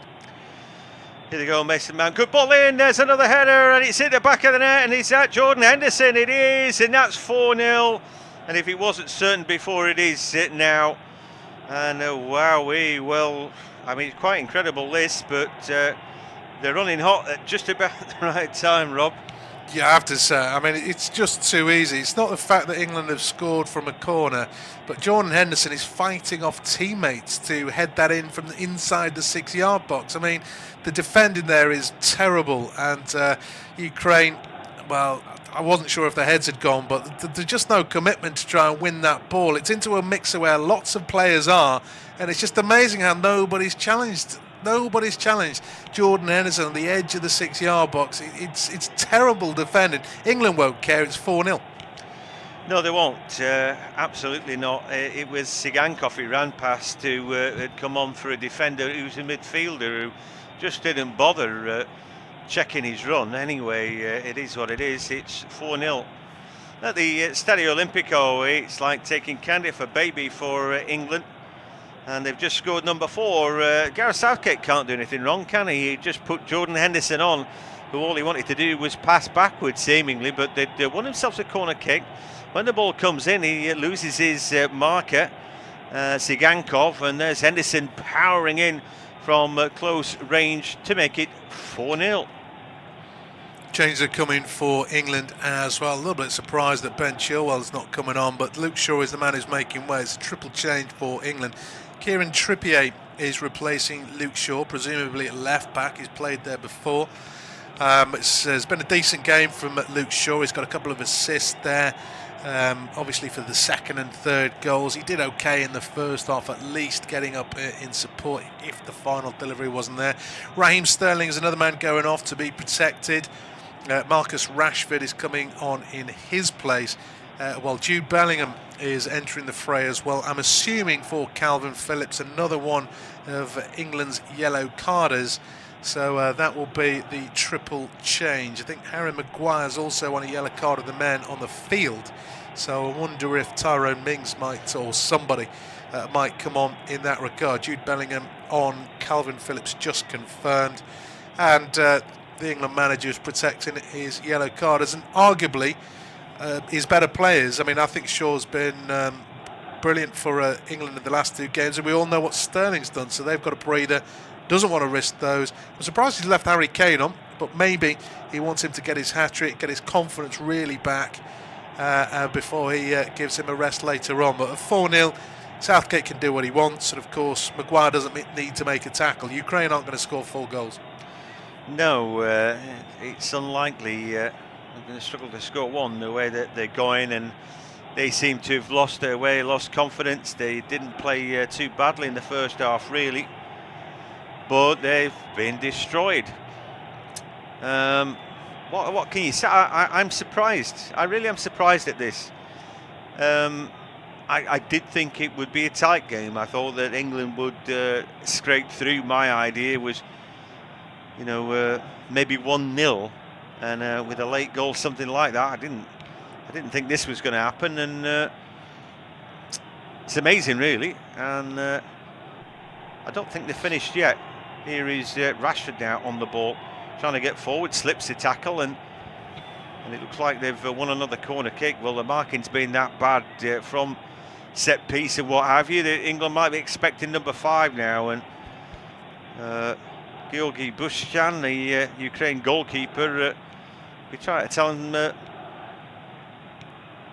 to watch out. Looked like the zonal marking. I don't think that worked too well last time. And anyway, in comes the delivery to the far post. Another header there, but this time Maguire got underneath it. And the ball was probably overhit slightly.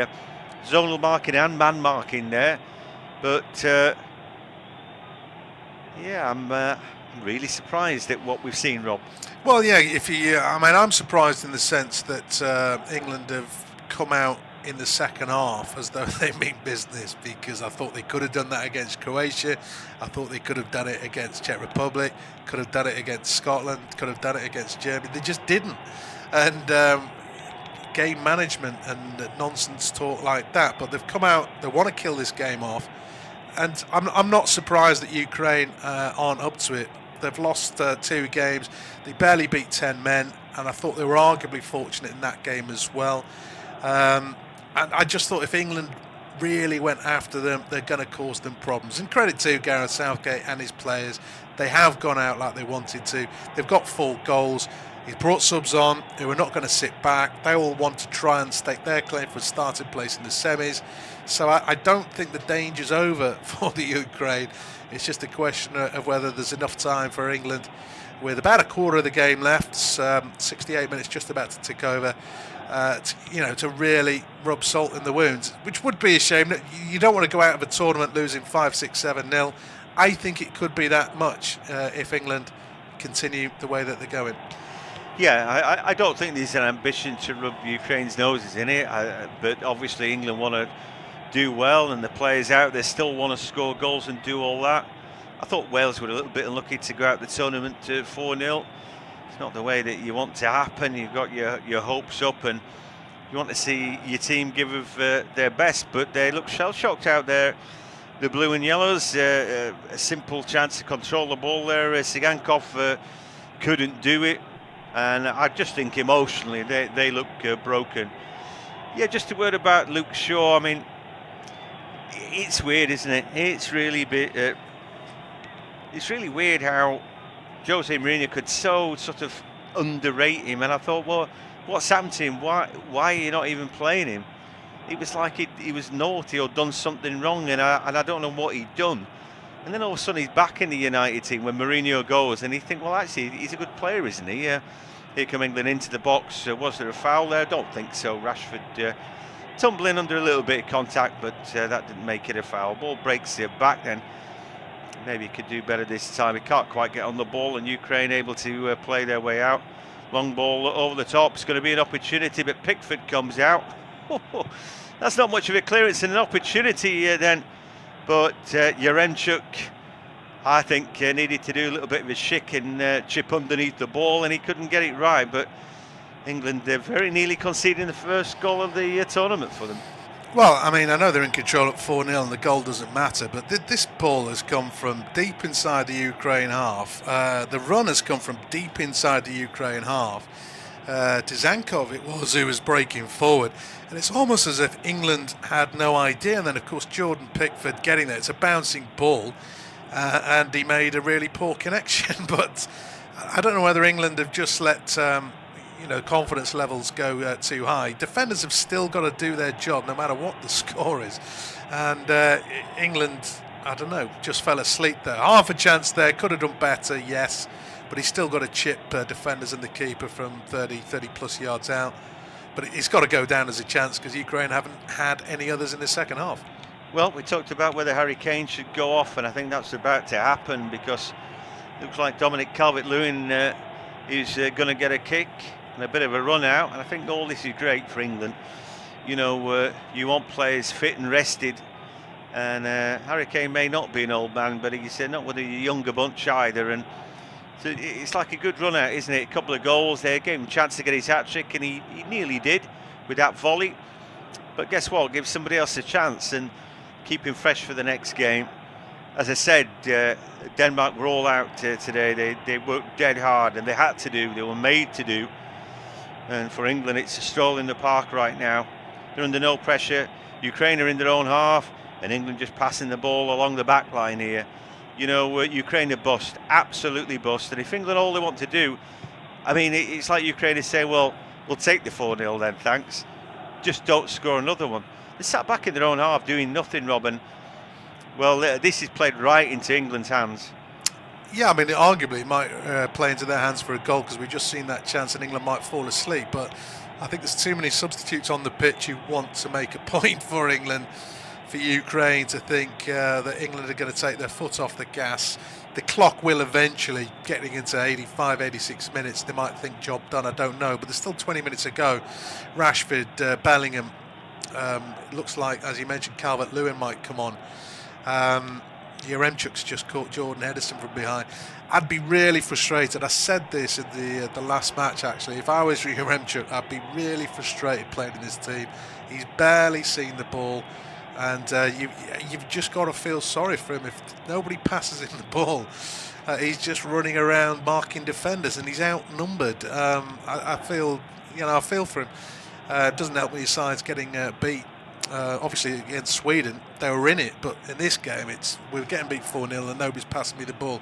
You mentioned it, Kane is going off. Calvert-Lewin is going to get a chance to try and get Calvert-Lewin is going to try and get 20 minutes or so to try and get a goal. He of course wasn't in the squad in the last match, was he? But he's got a chance now. Yeah, good for him. Nice time to come on and enjoy the atmosphere in Rome.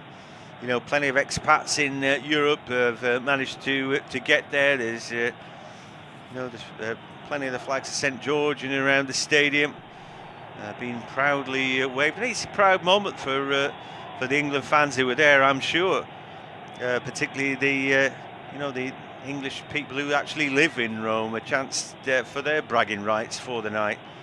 But it might just be that they're going to face Italy at some point later in the tournament, but you can't get ahead of yourself. Denmark will be the next game, and it will not be easy, and I suspect a lot more difficult than the game that they've had tonight. But everything has gone in England's favour in this second half. In the first half, an early goal on 4 minutes got them on their way, a toe poke from Kane.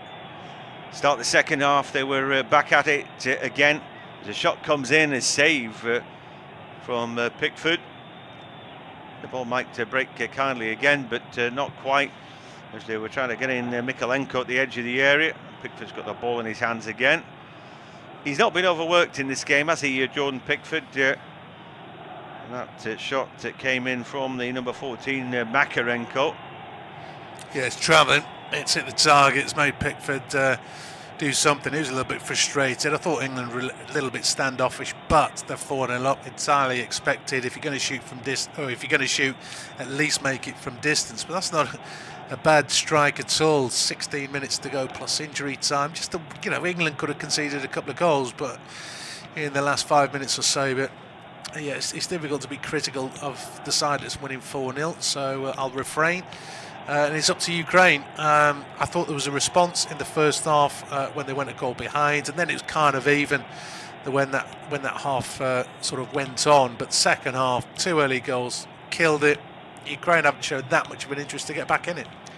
No, it's right. And here another chance for England. It looks a decent cutback. I don't know if the ball had actually gone out on that right-hand side there, but they all played on, so I guess not. Like saying. Kane on 4 minutes to toe poke, then Harry Maguire with a header straight after half-time. That was Kane then header after a Luke Shaw cross, and then Jordan Henderson a header from close range from a corner. And yeah, plenty of headers in there. Not that much in open play, but you know what? Who cares really? Like we said, there'll be bigger fish to fry. You know, when people looked at the draw, they would say, no, it's easy, this side of the draw. And I thought, well, that's a statement that always could come back to haunt people. But they're making it look easy. You know, and I guess it's easier playing in Ukraine than it is playing a Spain or an Italy or a Belgium or those teams on the other side of the draw. And of course, between Italy and Spain, one of two great footballing nations will knock the other one out. It's up to England now to try and get past Denmark, who have had an incredible story this tournament, and maybe their tournament is not going to end at Wembley either. A lot of people mentioning them as a dark horse team in a tournament that has thrown up surprises in the past, including the beach-bound Denmark, who took the place of Yugoslavia. Weren't even in the tournament, then came in and surprised everybody and grabbed a victory. I think Peter Schmeichel in goal in that team, and the Laudrup brothers at the forefront of that good Danish team. And of course, what was a very, let's call it, pragmatic Greece side won the Euros as well. So it takes all sorts. The crowd singing "We Want 5" at the Stadio Olimpico, but at the moment it's an attack for the Ukraine. Not for long. Mikolenko doesn't make progress. A terrible clearance by Pickford. Zinchenko picks it up with the ball going backwards, and again England happy to work hard and just block off and make sure Ukraine don't make much progress. About 13 minutes to go, but they might as well all go home now, Rob. Yeah, definitely. I mean, I suppose one or two harem-scarum moments as Trippier's just left his mark on Yarmolenko, I think it was. I mean, Ukraine at least want to get a consolation. Not a great clearance there from Jordan Pickford, as you mentioned, but credit to the rest of the team, actually. They put the pressure immediately on whoever the ball fell to. And as he was saying, they were forced back into what could have been a Jordan Pickford out of position to having to go back towards their own keeper just to retain the ball as a ball into the edge of the box. Another half chance for Ukraine. Maguire clears though. But yeah, credit. It's taken a while in the second half. Not easy to play 4-0 down, time running out. But I give your fans something. There's a few yellow shirts in the crowd, not many. I think they've been outnumbered by the England expats, but anyway, ball goes left-hand side for Mikolenko. He's looking for the give and go. Ziganchuk, and the ball back to Zinchenko, out to right-hand side. Maybe an opportunity now into the box they go, and the cut back is blocked. And Trippier there taking the high fives of his teammates. They're desperate to keep a clean sheet, it would appear here, England, but it is a corner kick for Ukraine. Yeah, I think Jordan Henderson is trying to come on and at least make sure England are focused. He's doing the sort of Giorgio Chiellini role, a block by Trippier. You wouldn't think it was too acrobatic or anything like that, but he's made sure he's gone across the Trippier to let him know he's done well. Ball comes in, headed away by Dominic Calvert-Lewin at the near post, doing his defensive duties. Ukraine get it back, and Shaparenko trying to work at something, but Rashford wins the ball. Little Cruyff turn there from Rashford, buys him some time, lays it back to Pickford, who's much more comfortable. Ball coming from that angle onto his left boot. So yeah, everybody, every man jack of the England team working relatively hard, but England now dropped back into their own half, have dropped a little bit deeper, so Matvienko now can stride forward over the halfway line to the left hand side to Mikolenko. Ball goes back to Matvienko and further back, and it just seems that they've found England too hot. Whatever was said, I would like to be the fly on the wall at half time for England to see if there was any rabble rousing and any disappointment about the first half, what they felt about it. From our viewpoint, we could say, well, it's disappointing, but they might have gone in 1-0. We just need to step it up a little bit. But I'd have been interested to hear what Southgate said to them at the break.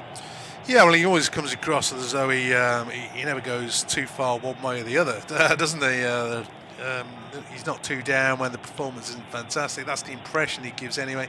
He's not too over the top when England are actually playing well. He'll probably come up with something at the end of this game saying, well, do you know what, we could have done things better in the second half. But yeah, it has made a difference. I mean, getting 2 goals within 5 minutes, I mean, we sort of said it, didn't we? He's killed the game and you can pretty much do what you want. There was 1 or 2 moments of perhaps complacency as Maguire's put a ball in over the top for Rashford. If he can get there, now it's just going to skip away from him. But England still want their 5th. They actually haven't threatened a 5th for a while now. I thought they'd be going at it. Dominic Calvert-Lewin hasn't really had too much of a touch in dangerous areas.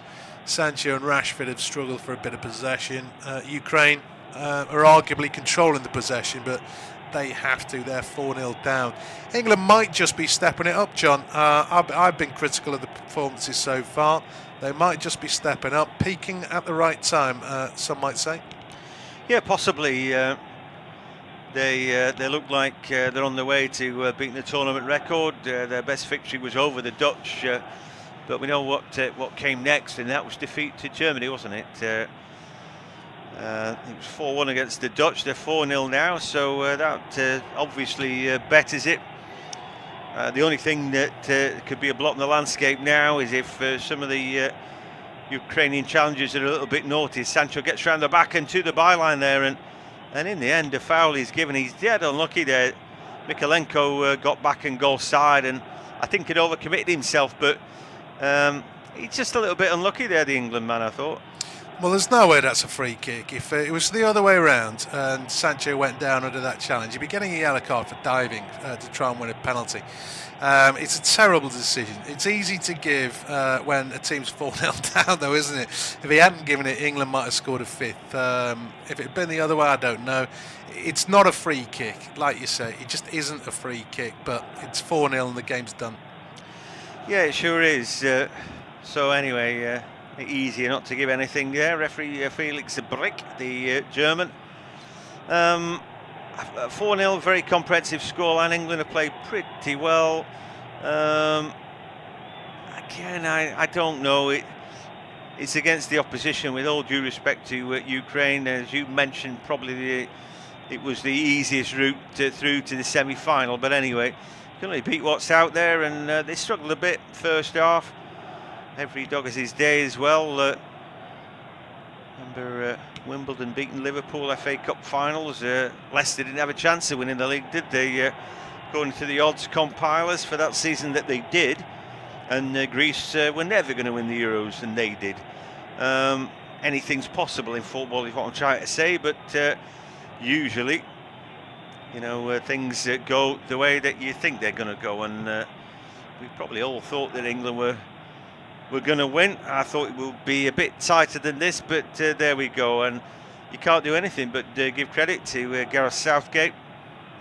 But again, I don't know. It's not the test, but you can only beat what's in front of you, I suppose. And there's no doubt that on Wednesday at Wembley, there's going to be a little bit more difficulty involved in getting through to the next round. But anyway, trapdoor football can be exciting, can be predictable. Sometimes you never really know. Spain got through by the skin of their teeth, didn't they? A penalty shootout. I thought Italy were really impressive, outplaying a very good and in fact a top-ranked team in Belgium, who seem to have got through their golden generation without winning anything, just like England had done. Anyway, here come Ukraine again, down the left-hand side. Mikalenko trying to make ground into the box, but Sancho battling back. They try and keep it alive, though, at Ukraine, but the ball will be cleared. Outrageous back heel in the box for England, and again, Sancho on his bike, little step over there. Trippier now looking down his line, steps over the ball and takes this thing right out of it. Yeah, it was half a chance there for an early ball to Rashford, but perhaps on the wrong side, i.e. right footer at left back. He was just waiting for that ball to get into a good position. He immediately apologised to Rashford there, did Kieran Trippier, but yeah, that started inside their own box. Jadon Sancho, he's not sort of resting on his laurels at 4-0 up.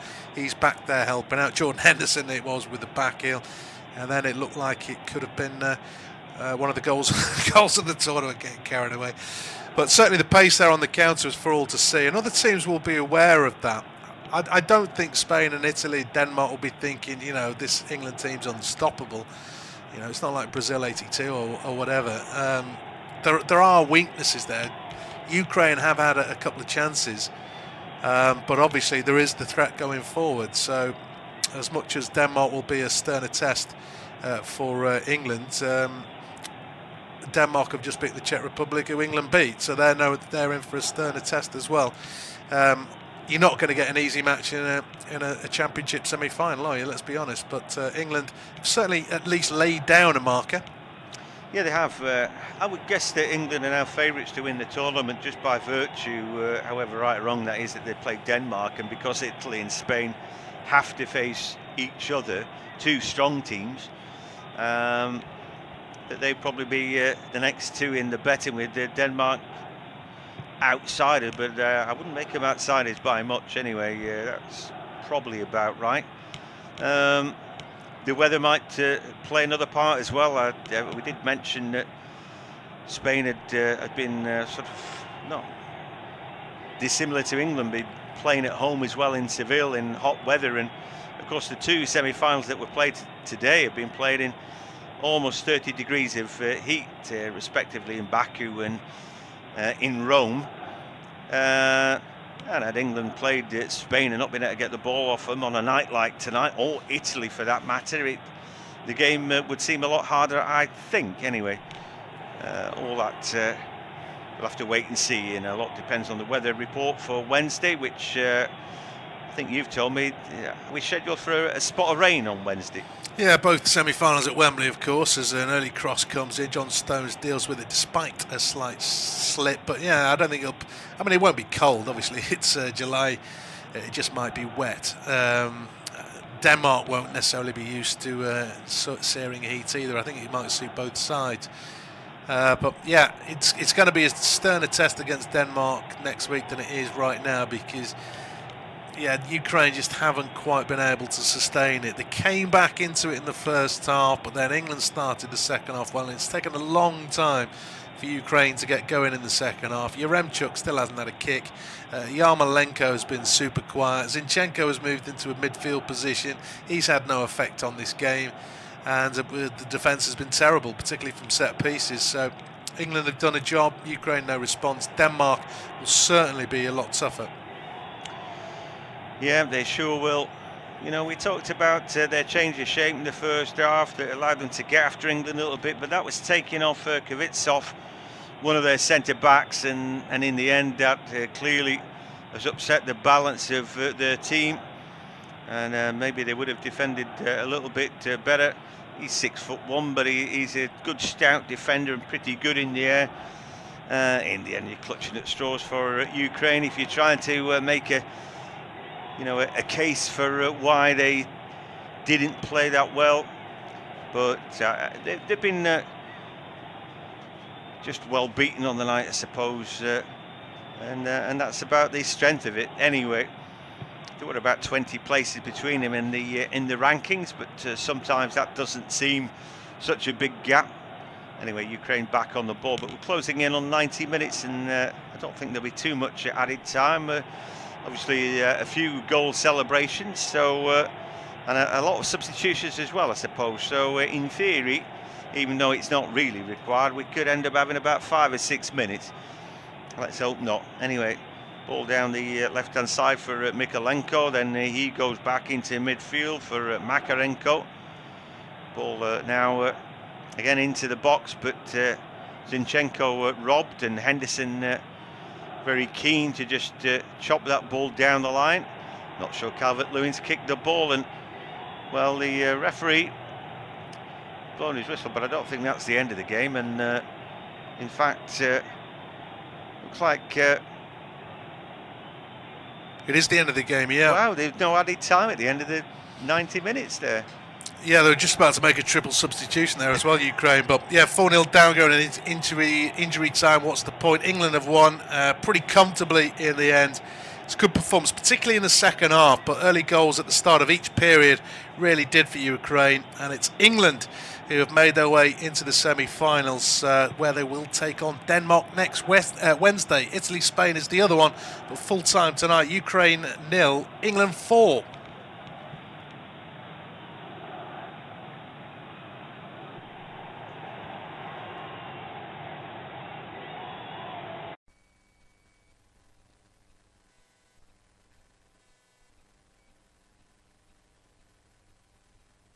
Our next football commentary match is getting ever nearer, so why not take the opportunity of having a bet on the match?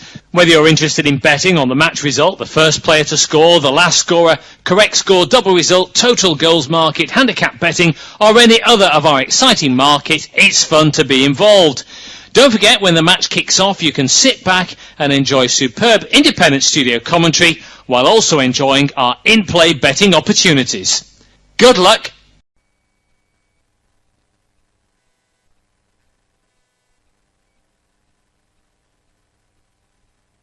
Our next football commentary match is getting ever nearer, so why not take the opportunity of having a bet on the match? Whether you're interested in betting on the match result, the first player to score, the last scorer, correct score, double result, total goals market, handicap betting, or any other of our exciting markets, it's fun to be involved.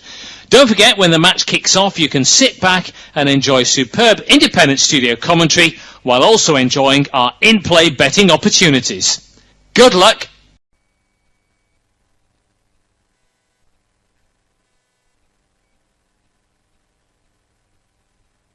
Our next football commentary match is getting ever nearer, so why not take the opportunity of having a bet on the match? Whether you're interested in betting on the match result, the first player to score, the last scorer, correct score, double result, total goals market, handicap betting, or any other of our exciting market, it's fun to be involved. Don't forget, when the match kicks off, you can sit back and enjoy superb independent studio commentary while also enjoying our in-play betting opportunities. Good luck!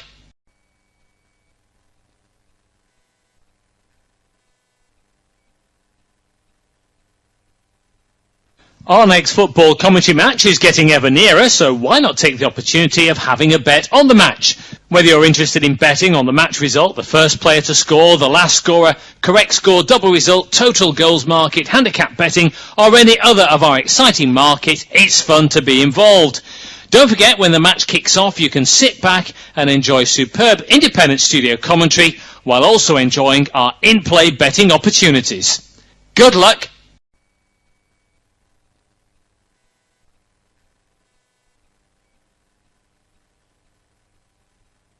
Our next football commentary match is getting ever nearer, so why not take the opportunity of having a bet on the match?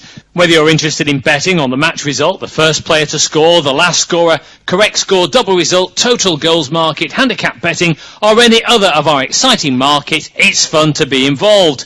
Don't forget, when the match kicks off, you can sit back and enjoy superb independent studio commentary while also enjoying our in-play betting opportunities. Good luck!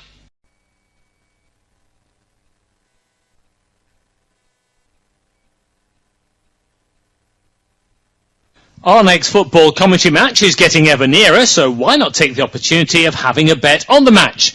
Whether you're interested in betting on the match result, the first player to score, the last scorer, correct score, double result, total goals market, handicap betting, or any other of our exciting market, it's fun to be involved. Don't forget, when the match kicks off, you can sit back and enjoy superb independent studio commentary while also enjoying our in-play betting opportunities. Good luck!